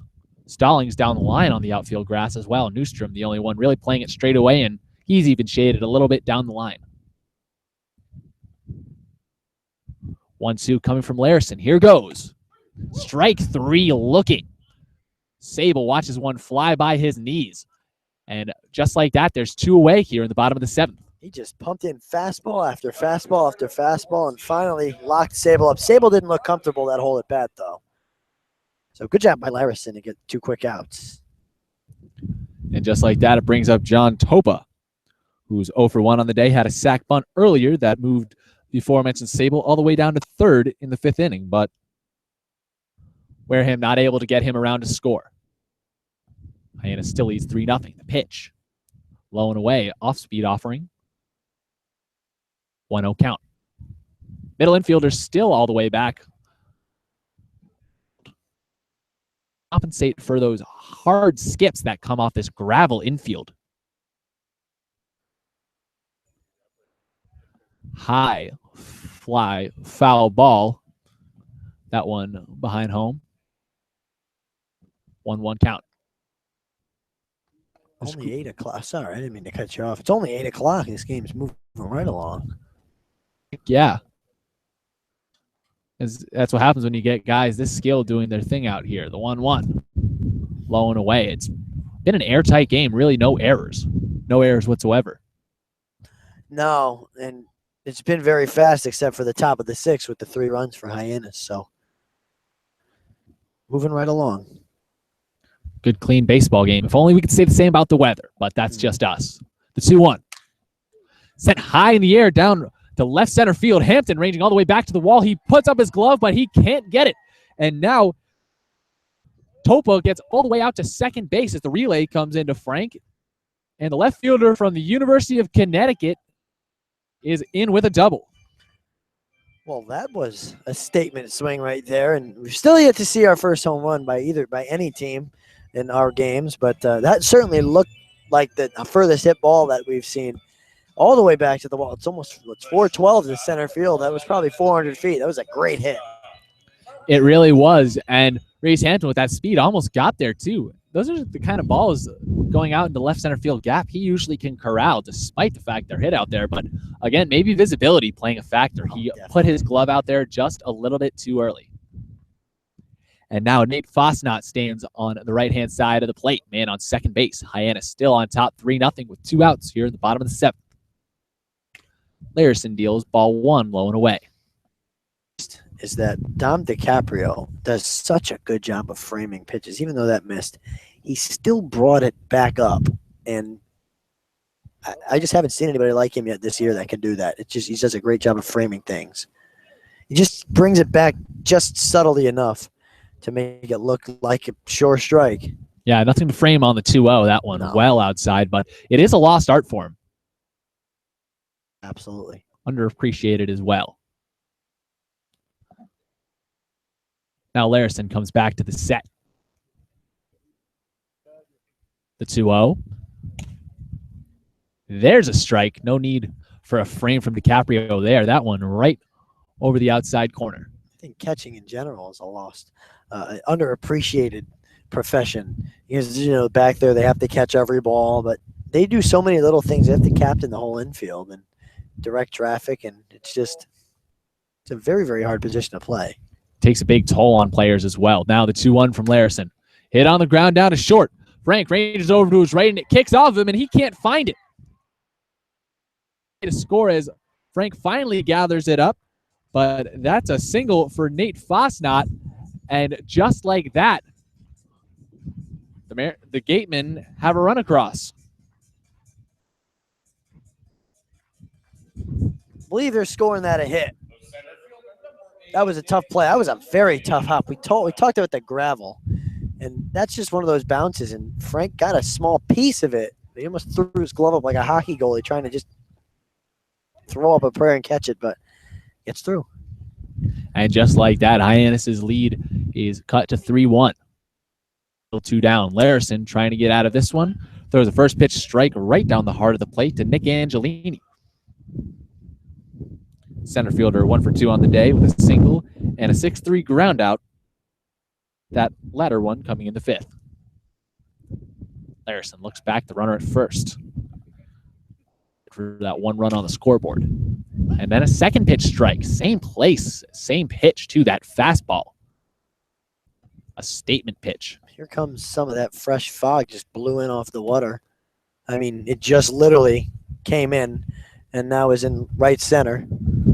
As the natural light gets down, and the next pitch is fisted down to Dakota Jalila, shaded up the middle. He flips over to a covering Frank at second base to get the force out at second. But on a pair of hits, the Gatemen are able to get a run across the plate and cut the Hyannis lead to 3-1 going into the top of the 8th inning. Hyannis will counter with Dakota Jalila, Reese Hampton, and Daniel Robinson, the 9, 1, and 2 hitters when we return. You're listening to Hyannis Harbor Hawks baseball on the Hyannis Harbor Hawks digital network.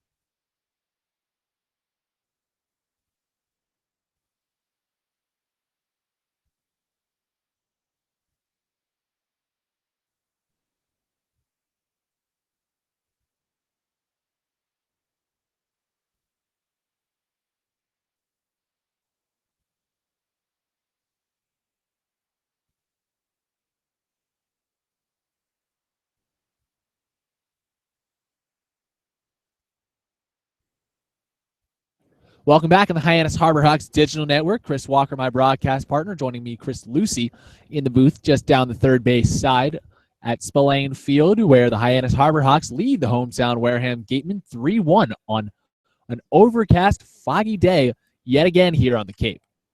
In the right-hand side of the box against the big lefty Wolfram. Out again. And here's the pitch. That one hit on a rope down short. Vosnot backhands, fires across the diamond. Did he get him on the stretch? Yes, he did. First base umpire taking his time making the calls. And now Chad Gassman going over to get a little bit of a review. Well, it looked like the leg of Sable came off the base, and I'm not sure that he got it in time. He's probably just asking him, oh, no, they're going to review it. They're going to talk it over. And now all three umpires come just in front of the pitcher's mound to have a little discussion. That's what happens when you're calm as a coach. You don't want to go over there and be angry, and Coach Gassman wasn't. He just like, too bad they don't have a replay. That would solve everything. Exactly. And when you're approaching an umpire, I feel like if you just go over there and tell him he's wrong and he needs to change his decision, they uphold the out at first base after further review. But if you go over there and just tell him he's wrong, just because you ask. No. You got to say, I would have been like, you got to say, hey, can you look at that? Not, hey, you're wrong. And it didn't work, but he tried. Well, on a second look, there's one away, and Reese Hampton now stands at the right-hand side, and he serves one out into center field for a base hit. Angelini comes on, fields that, throws it into Fosnot, the cutoff man, and there's one aboard. It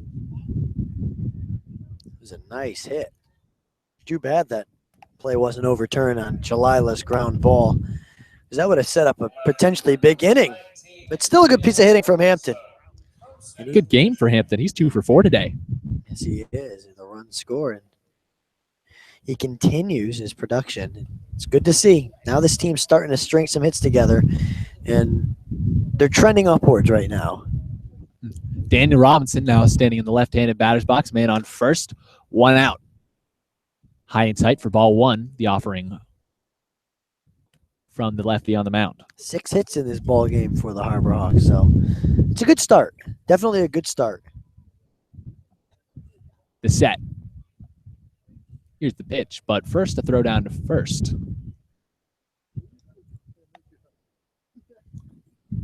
And you mentioned how Hampton has been a constant at the plate for the Harbor Hawks. How about in center field, too? He's been so steady this whole beginning of the season. as Robinson gets the 1-0 and sends it high in the air down to center field. Nick Angelini outstretches his glove, but he can't get there.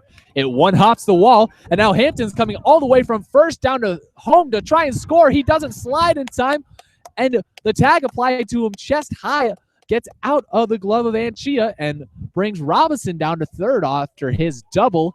And just like that, Hampton, a tough play, stakes Hyannis out to a 4-1 lead.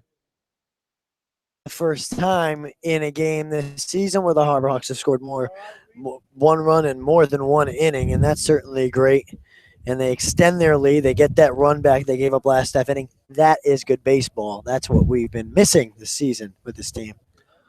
Looks like Reese Hampton had the wind knocked out of him as he gets a little lesson from Ron Polk down on the third base side. Certainly a good guy to learn a lesson from. He is doubled over, though. He took one off his chest, but he still scored, which is good. And, I mean, Hampton really gets going when you send him around the base paths.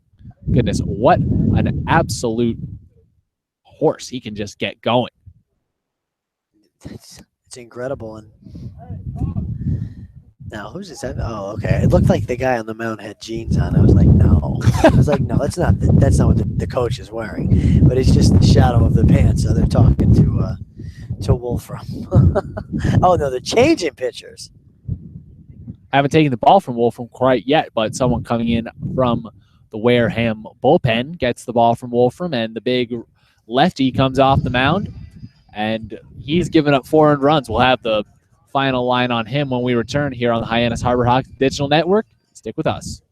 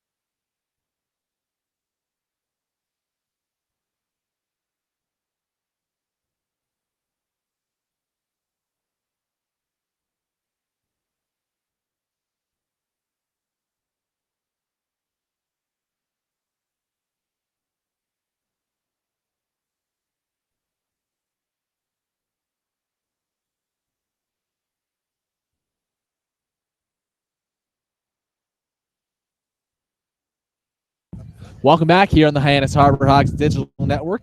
A turbulent 3 innings from Wolfram yields 4 runs, 3 earned for the big lefty, and brings up Miller Hogan to take over things here in the top of the 8th.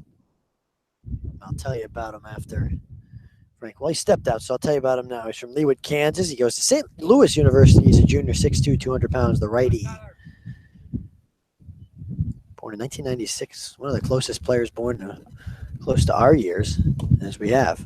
And the first pitch is a swing and strike to Frank. 1 run already across here in the top of the 8th. Reese Hampton scoring on the double, going first all the way home to score on the double from Robinson. And then throw home Drew Robinson all the way to third base. So now he stands on third with 1 out. 0-1 count to Frank. The pitch. Slapped high in the air, down right center field gap. Angelini coming on to try and make a play, but he can't get there. Robinson scores easily, and the RBI single from Frank puts Hyannis out front 5-1. This is just impressive, and finally these Harbor Hawks break through. This is a great thing to see. great thing to see. They get now 2 runs this inning, extend their lead even more. They put 5 up for the first time this year. This is a good sign. And we've seen 2 for 4 days from both Reese Hampton and Daniel Robinson. So we have some hot bats with now Brendan Donovan coming up 0 for 3 on the day. And Robinson, now correct me if I'm wrong. I think it's right. Oh, he did walk, so he's 2 for 3. 2 for 3, so yeah. That's even better. I have some chicken scratch going on earlier part of my book. I think I have chicken scratch in all 8 innings in my book. The lefty Donovan at the plate. The righty deals a strike, high and tight. Fastball. So this is Hogan's first appearance this season. He hasn't pitched yet, so He throws back down to first. Frank slides in head first safely. 5-1 lead for Hyannis here in the top of the 8th. 0-1 count to the man at the plate. That's Donovan. The righty kicks and deals. Swing and strike 2. Another daring fastball just over the heart of the plate. Had Donovan fooled. Couldn't catch up to it. Tyler Frank with a 2-step lead off first. And the 0-2. That one just missing.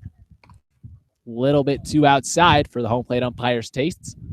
And that's a 1-2 count. Fog really building up in right center field right now. Must have been tough for Angelini and Bonfield to see that single from Frank that put him on first. It also scored a run as the 1-2 comes in way tight. Forces Donovan to do a little dance out of the left-handed batter's box. Just scooting back. 2-2. Righty on the mound, Hogan. CBL debut. Trying to stop the damage. Here's the 2-2. Slapped foul. A group of young fans sprinting over to the scene of the crime, trying to snag a souvenir. And that's one of my favorite things about the Cape so far, is just those little guys are just ravenous for those souvenirs. And they're everywhere. They're at every stadium. It's really good to see. Now here's take 2 on the 2-2. Breaking ball, runner goes. Throw down to second is well in time. And Fosnot applies the tag to Tyler Frank, who goes down. That was a weird steal, and Frank didn't begin to steal until the ball was almost in the catcher's glove. That's Ankia. It wasn't in his glove. He just caught the ball, and that's when Frank took off. There was a breaking ball, so you think he should have gotten in there, but other things happen. Now the payoff pitch to Donovan. Sent high behind home plate, out of play. Again, the pitter-patter of footsteps on concrete behind us. 6 or 8 young fans running after that one. Full count still. Nobody on now after Frank is thrown out stealing. Payoff pitch puts Donovan on base. That one just a little bit inside. Hyannis leads 5-1. 2 down here.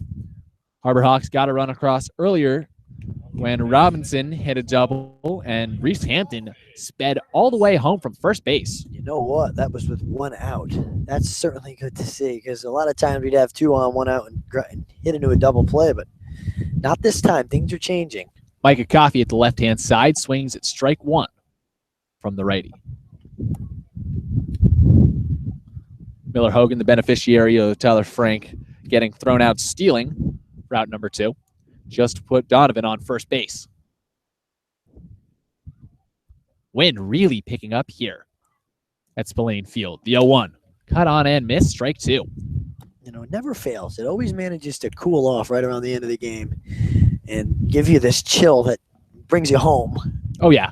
And then you have to get in the blankets when you get home. It's every night, but it's very cool. You can't knock the Cape. And it's blowing the flags out in right center field like something crazy. The 0-2. Hit on the ground down first base side, off the glove of Sable and through into right field for a base hit. Donovan coming all the way from first to third. Cutoff throw comes in to Lockridge down at second base, and the single for Micah Coffey sets up our runners on the corner situation with 2 down. And Dominic DiCaprio coming up, still in search of that first CCBL hit. Everybody hits. Everybody hits. That's what it's like in the dugout right now, I bet. They're just feeding off of each other's positive energy, and now everybody's getting hits, and everybody's batting average, and the team average is going to go way up after this game for certain. At 177 before this game, they had 6 hits. Now they have 7, 8, 9 or 10. 9 or 10 tonight. I can't tell if my writing was terrible. So, yes, they have 10. They have 3 and 4 in this inning. 4 hits this inning. 10 hits in the game. You love it. Don DiCaprio looks to make it 5 this inning with runners on the corners, 2 down, standing at the right-handed batter's box. The righty, Miller Hogan, sets him up and fires. Strike 1 swinging. Off-speed offering coming over the outside corner and dipping well out of the range of a 1 count.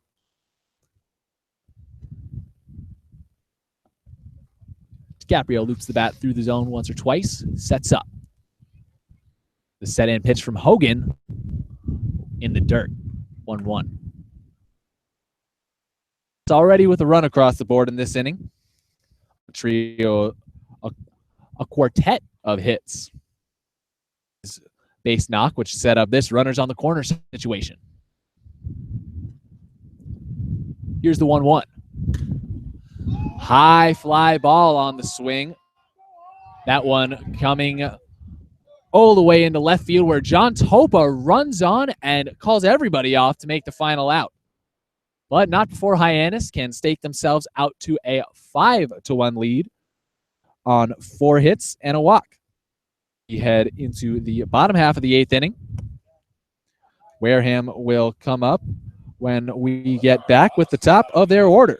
Brandon Lockridge, Andrew Shadid, and Willie McIver when we return here on the Hyannis Harbor Hawks Digital Network.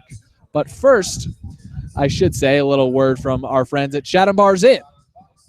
The Sacred Cod Tavern at Chatham Bars Inn Resort and Spa is a quintessential New England dining experience for lunch or dinner. A proud leading member of the leading hotels of the world, Chatham Bars Inn, an official sponsor of the Hyannis Harbor Hawks. More from those Hawks when we return.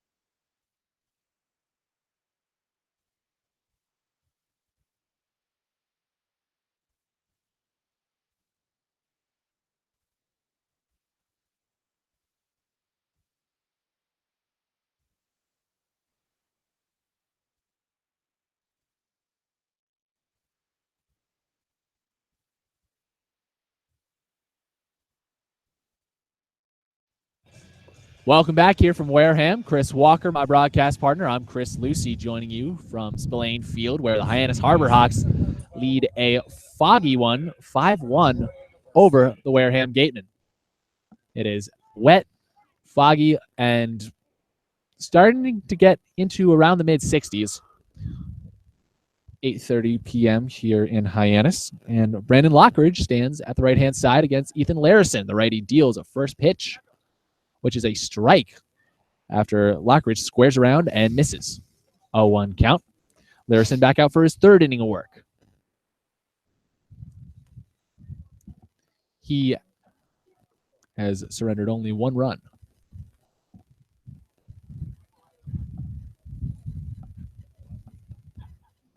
Here's the 0-1.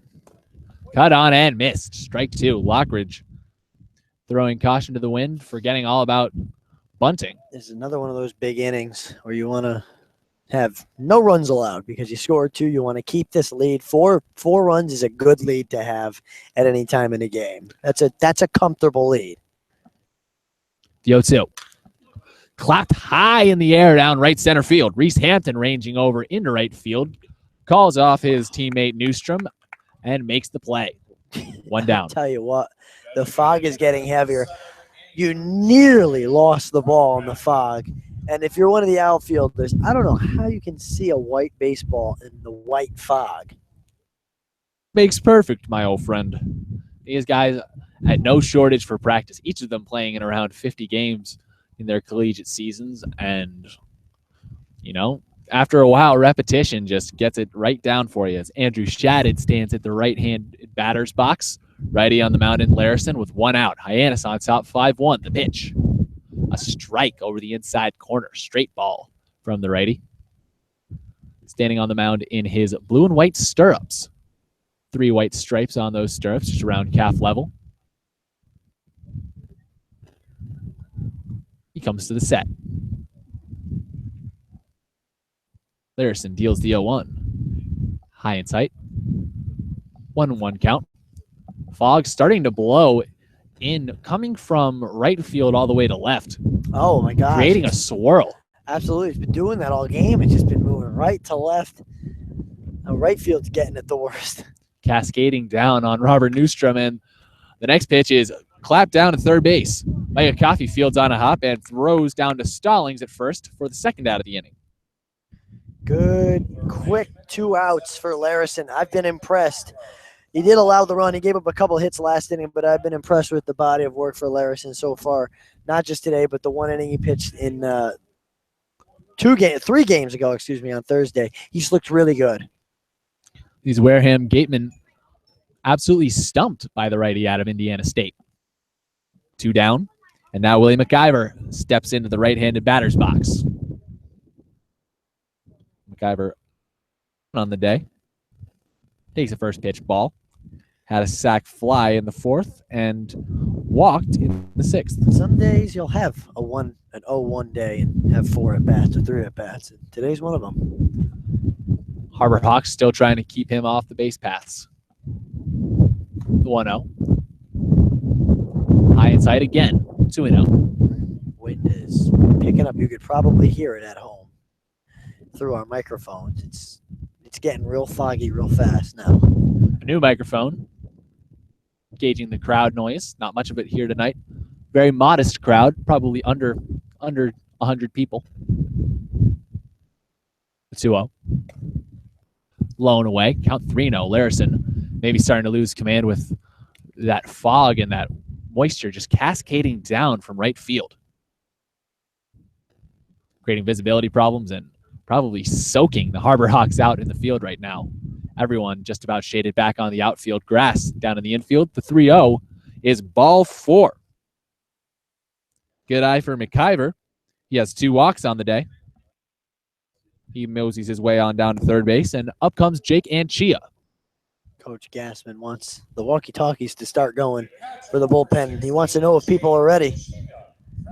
It's about that time, I think. Larison's been in the game for a long, long time. He came in. He was a relief pitcher at Indiana State. He only pitched 31 innings. He made a lot of appearances, though. So this is probably the end of the line for him. But first, Jake Anchia. The pitch. Runner goes. Throw down to second base from DiCaprio. Not in time. Jalila fields it on the fly. He covered second, and that's a free base for Willie McIver. That was just a good steal. It was stolen on the pitcher for certain. He was halfway to second base before the ball was even released. And at that point, there was no catching him. Still a good throw from DiCaprio to make it close. And now McIver takes a 2-step lead off of second base. 2 down. He's the only man on. And the next pitch gets away almost from DiCaprio as the wind really picks up coming from behind home plate from the third base side, also from right field to left field. And we can feel the mist now that this fog is bringing. across the pitcher's mound. And across our booth. Crazy weather. Jalila fakes towards second base. The pitch from Larison hit on the ground towards Jalila, who dives over to his right and can't get there. That dribbles into the outfield and brings McIver all the way around from second base to score on an RBI single from Jake Anchia. It's now 5-2 Harbor Hawks. That's just a good hit, and he hit it to where Jalila was not. He was shaded over toward his right. It was just put in a good area, and Jalila made a good diving effort but couldn't come up with it. And I think that will be it for Larison. And he gave the team a very, very good outing. He went 3 1/3 innings, and that's pretty much what you want from a guy like Larison, a long relief guy. Nothing really wrong with his performance today. Nope, nothing at all. And Hyannis, the main storyline for them, their bats have finally broken out. A 5-2 lead for the Harbor Hawks as everybody just comes together in their respective places. The infielders on the mound, the outfielders out in center field around their teammate Reese Hampton. And we'll have more on the pitching change when we return. Hyannis, 2/3 of the way through the 8th inning. We'll be right back after a quick break here on the Hyannis Harbor Hawks Digital Network. Stick around.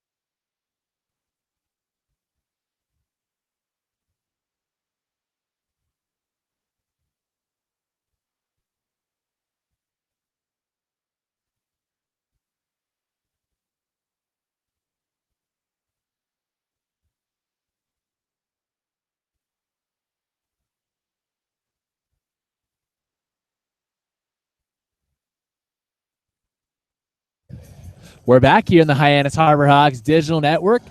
The Harbor Hawks offense rocking and rolling all night as Kiss comes over the loudspeaker. But a pitching change. Ethan Larison out, and in comes Christian Tripp, the big 6'7" right-hander out of New Mexico. ERA 0-3 record, 6 saves. He was one of the closers for the team in 28 innings. This season, he's pitched in one game. He pitched 2 innings of scoreless relief. He struck out 2, only faced 8 guys, hit 1 guy, gave up 1 hit, but good stuff so far from the tall righty. And now that tall righty faces Luke Bonfield, the righty out of Arkansas. 0-for-3 on the day. Takes ball 1 high and tight. Runner on first base. 2 down. Tripp on to finish off things here in the bottom of the 8th. Hyannis on top, 5-2. The pitch. Cut on and missed. Runner goes from first. DiCaprio, however, losing that one. It just trickles behind him, and that's a free base for Jake Anchia. Easiest stolen base you'll get. Exactly. 1-1 count now on the right fielder, standing in the right-handed batter's box. Anchia taking a 2-step lead off of second. Dakota Jalila holding him on. Stutter stepping towards the bag, and the pitch. Cut on and missed. A big waving hack from Bonfield, and just like that, Hyannis is a strike away from closing the book on the 8th inning. Bonfield looked like he was trying to make this a 1-run game with that swing. I mean, I hate to bring up the fog again, but now I feel like it's getting to the point where it's making DiCaprio's job behind the plate hard, seeing the pitches, because it's just getting that foggy. And here's the 1-2. That one gets away again from DiCaprio. And Anchi is on his way to third base. He gets in there standing up. With 2 outs, there's a man on third. That 5-2 lead in jeopardy of maybe getting a little bit closer than the Harbor Hawks would like. And there it is again. He just booted a ball that was not in the dirt at all. The 2-2 cut on and missed. Strike 3. 2 free bases for Jake Anchia, but no matter. Luke Bonfield goes down swinging, and that's the end of the 8th inning. 1 hit and 1 man left on base, and we head to the top of the 9th. Robert Newstrom, Brant Stallings, and Dakota Jalila due up 7, 8, and 9 when we return. Hyannis on top, 5-2 on the Hyannis Harbor Hawks digital network.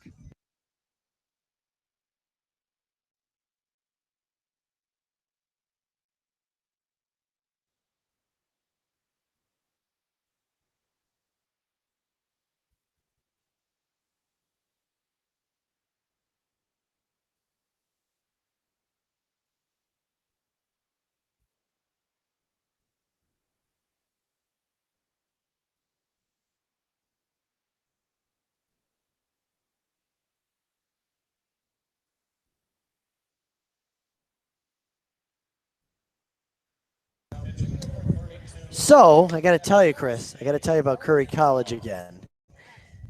Curry College offers 14 NCAA Division III athletic teams in sports like football, baseball, softball, basketball, hockey, soccer, lacrosse, tennis, cross country, and volleyball. It's a lot of D3 sports right there.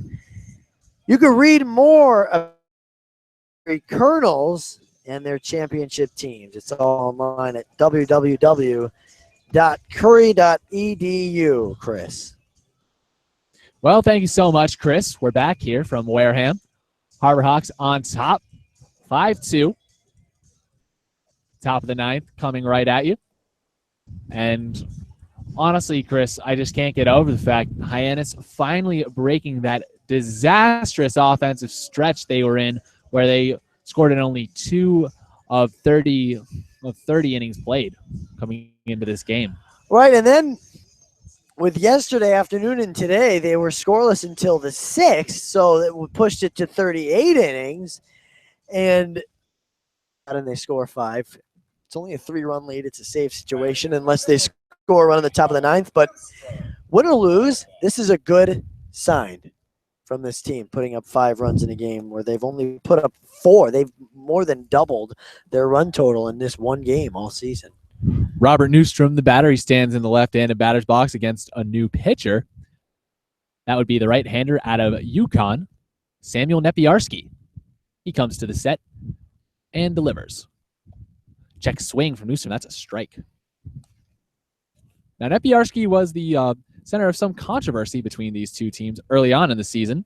Nothing too scandalous, but just a little misunderstanding. Classic kind of deal. 0-1 count on Newstrom. Nepiarski to the set. He fires. Pitch that is cut on and sent high in the air down the left field line. John Topa, Nepiarski's UConn teammate, ranges over to his right and makes the play. Now I want to hear about this controversy, Chris. Well, this is fascinating. So there's a little bit of a waiver wire in the Cape Cod Collegiate League, of course. And Nepiarski was originally signed to a deal with the Harbor Hawks, but his contract wasn't activated. Didn't think that they'd need him. So Nepiarski keeps shopping around, and he gets picked up by the Wareham Gateman. And here he is.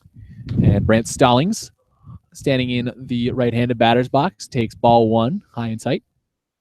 Well, Chris, it seems like he's... Oh, go ahead. And the thing is with Nepiarski is come game 1, the 1-0,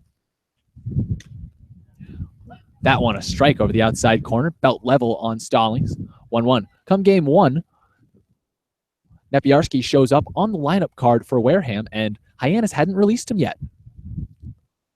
So now here he is, the center of attention, and just a good laugh between two clubs as the 1-1 is sent high in the air as fog swirls around this ball. Bonfield comes on from right as a chair blows over down literally behind home plate, and there's 2 away after Bonfield makes the play. agreed. Both teams agreed that he wouldn't play for either of them that day, and then eventually he was released to Wareham. And he has made one appearance. He pitched a scoreless inning and had a strikeout. To a good start here, so he's making himself right at home with Wareham. Exactly. Now Dakota Jalila makes himself right at home in the right-handed batter's box. New lead for Hyannis down here from Spillane Field in Wareham. First pitch, high and tight. 1-0. Middle infielders playing all the way back on the outfield dirt. And Chris, we've been seeing that pretty much from both infields all day today. The 1-0. Off-speed pitch right over the heart of the plate at chest level, strike one. You want to see as much of the ball as you can at this point in the game. And that's what I mean. The second baseman, Lockeridge, is in the outfield. The 1-0. The 1-1. Golfed foul behind home. That one getting over the fence. 1-2. And you have to think that this gravel infield, which is a gray contrast to a red dirt pitcher's mound and home plate, plays a little bit of a role in that, just trying to suss out the hops. The 1-2. Hit on the ground. Wow. That one kicking off with Jalila's foot and into the Harbor Hawks dugout down the third base line. Everybody looks okay. Ryan Olenek on the front step. That's just having a laugh. Wow. That is certainly a danger. Hi, that's baseball. Head on a swivel, Chris. Up here in the birdcage down the third base line. The 1-2. Another one. That one hit right off of a light post down the first base line. Couldn't do that a million times if you tried. Count stays 1-2. He's hitting everything. Hitting every one. Jalila stands in the right-handed batter's box. Getting good wood on the ball. Now he has to send it in the right direction against Nepiarski with 2 outs. Fog blowing in from right field. And the next pitch is grounded up the middle. Mike Fastnot can't get there in time as he ranges up the middle. Jalila, his first of the day. He's aboard with 2 down here in the top of the 9th and brings up Reese Hampton, who's had himself a game. Hampton, you can't say enough about how good him and Robinson after him have been. 2 for 4 for Hampton. And it didn't start that way. It didn't start that great. He was 0 for 2. He grounded into the double play to end the inning with 2 on and 1 out, but made up for it. Everybody hitting now for these Harbor Hawks. He's scored 2 of a shocking 5 runs for Hyannis, considering the fact that it only scored 3 to start the season. Down to first, Nepiarski is safe. There are only 2 hitters on this Hyannis team that don't have a hit today. And one of them is Don DiCaprio. Excuse me. And the other one is Brandon Donovan. Everybody else has a hit today. There we go, getting the bats going. The pitch. Runner goes.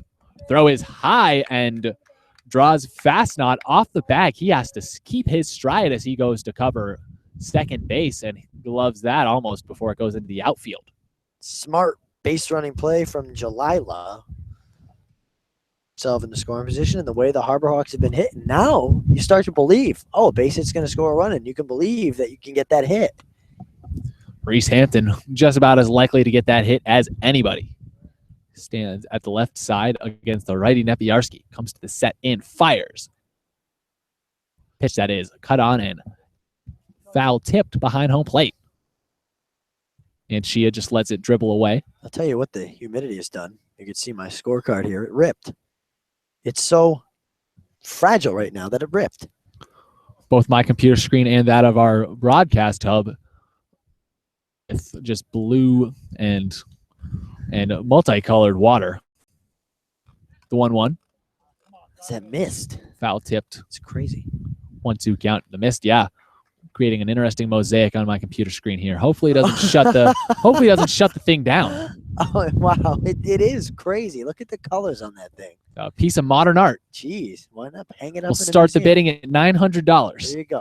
That's how they go down in Soho nowadays. The 1-2 to Hampton, forthcoming. Nepiarski, the set man on second base. 5-2 Harbor Hawks, top of the 9th. The pitch.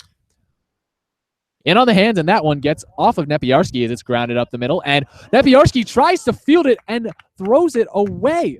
Sable has to come all the way from first base to gather that fence. Coming in to score is Dakota Jalila, and Hyannis is on top by 4 runs, 6-2.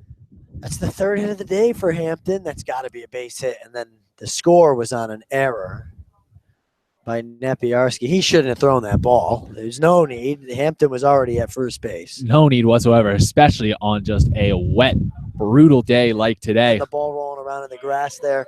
Didn't need to throw it. Oh, no, that's going to be a souvenir I don't think any of these kids are going to want. True. Daniel Robinson, another hot bat for the Hyannis Harbor Hawks, stands in the left-handed batter's box. Man on first base. 1 run already across here in the top of the 9th. A little bit of insurance.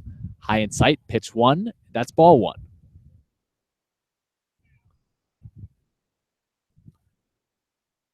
Hyannis out front by 4 runs, 6-2. Nepiarski to the set. Looks back at the runner at first. Throws back. Hampton dives in head first, safe. I'll tell you what, the fog is so bad that the camera in front of us, the Wareham broadcast camera that's directly in front of our face, you can see the fog kind of going through at times. So even if it's amazing that it gets picked up on the camera, it's just that's how dense it's gotten. The 1-0. Hit on the ground down second. Changes over to his right, flips to first base, and finally ends the inning. 1 run on 2 hits for the Harbor Hawks. They're out front 6-2, and now we head to the bottom of the 9th. Last licks for the Wareham Gatemen. Sable, Topa, and Fosnot do up the 6 through 8 when we get back for last licks from Spillane Field. Stick around. You're listening to the Hyannis Harbor Hawks on the Hyannis Harbor Hawks Digital Network.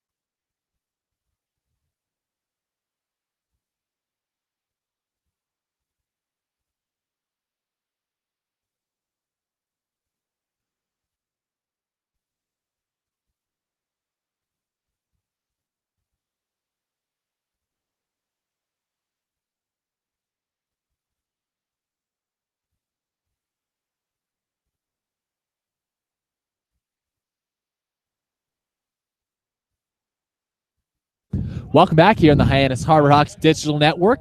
Bottom of the 9th, Christian Tripp back to shut the door on the Wareham Gatemen here at Spillane Field. Hyannis out front 6-2. Thank you for not making me say Tripp's name, his full name. Of course, I know that trips you up. I got you. There you go. Blake Sable, 1 for 3 on the day with a single. Takes a first pitch strike. And now a word about Cape Cod Healthcare. So, Chris, urgent care is now available at 4 Cape Cod healthcare locations: Hyannis, Falmouth, Sandwich, and Harwich. Oh, perfect. They called time. Now I could finish. Open after hours and weekends, staffed by ER physicians. Expert care right when you need it. You can learn more at capecodhealth.org/urgent care. I'll tell you one more time. It's capecodhealth.org/urgent care, Chris. Thank you, Chris. And now Sable back in the left-handed batter's box against the righty Tripp, who sets and deals the 0-1. A bunt that is sent high down the third base line. Tripp fields it without his glove, throws down to first on a line, and gets the speedster Sable 1 away. Stallings had to reach way down for that one, but it still works. It's still an out. And now 2 outs away for the Harbor Hawks. Good play, though, by... Oh, now I forget. Oh, it's Tripp, of course. Christian Tripp. I had Bertel's name in my head because it's circled. There we go. Wow, you win some, you lose some. Exactly. Hyannis with winning on their minds, up 6-2 here in the bottom of the 9th. 1 down. Here's John Topa. standing in the right-handed batter's box. He grounds one up the middle and past the diving Frank for a base hit. Man on, one away. Hyannis on top, 6-2. And here comes Nate Fosnot. Tyler Frank is looking at his arm after that. Well, if you could look at his pants are black. And I'm sure his arm is black too because he did a pretty hard dive. He's picking gravel off of his body now. It's not easy out there. It's painful. Yeah. The gray gravel infield, kind of a staple of the Kokoyaku baseball tournament, high school baseball out in Japan, but not something you expect to see down here in Wareham, Massachusetts, with a runner on first base. Fosnot in the righty batter's box. The pitch. Ball low and away. 1-0 count. Boy, it got cold in a hurry here. Sure did. The wind still making little tornadoes of fog out in the outfield. The 1-0. Cut on and missed. Gets away from DiCaprio, but he quickly gobbles it up and gets it back to Tripp, holding Sable on first base. Topa on first base. They're going to turn us into good drivers real fast here. I'm going to have to be very alert with that 45-minute drive home. That'll be on me today, but first, Hyannis has to get them to start up the buses. 6-2 with one down. The pitch. Topa takes strike two over the outside corner, off-speed pitch. 1-2 count, man on first base. One of the best high school chances start the buses. You got to love it. True. And we are at a high school here down in Wareham where the Gatemen play their baseball. And the 1-2 is cut on and missed. Nate Fosnot down swinging, and Hyannis is an out away from stealing their first win since opening night against these very Gatemen. Oh, it would feel great to get this last out. So we do see Robbie Metz eventually. I was saying we might not see him, but here he is. Robbie Metz, the pinch hitter for Nick Angelini, standing in the right-handed batter's box against the righty Tripp. Man on first, the pitch. A strike.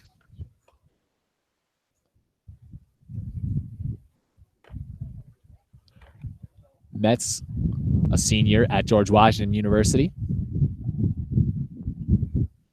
Fires. 0-1, low and away. In the dirt as well. 1-1 now.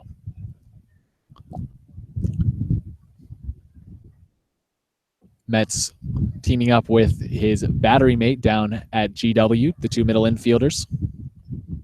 Turned 39 double plays together this year. And the 1-1 is hacked at and missed. 1-2 count, two down, man on first base. Hyannis on top, 6-2 here in the bottom of the ninth, and strike away from going home empty-handed. The 1-2. Gets away from DiCaprio. It's inside. Evens things up at 2-2. And DiCaprio having trouble back there. It's not really his fault. He went to the dugout after last inning and told his coach he couldn't see anything. And he can't. And it's hard to pick up that spin, as you mentioned. Easy to play ball tonight. The 2-2. Hit on the ground, right back to Tripp. He jogs softly off the mound and underhands it to Brant Stallings to close out a 6-2 win for the Hyannis Harbor Hawks. The offense breaks out and breaks a 3-game winless streak for the Harbor Hawks, and a tie over that stretch, mind you. And Christian Tripp closing the door. And we'll have a few closing thoughts as we get back to you after a quick break. You're listening to the Hyannis Harbor Hawks on the Hyannis Harbor Hawks Digital Network. Hyannis beating Wareham for the second time this season to the tune of a 6-2 score.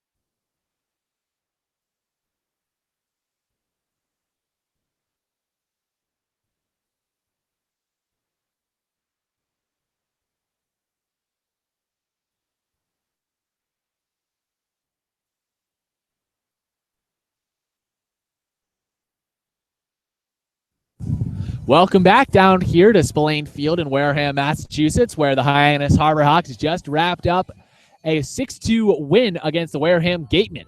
Their second win against the Gatemen this season, second win of the season.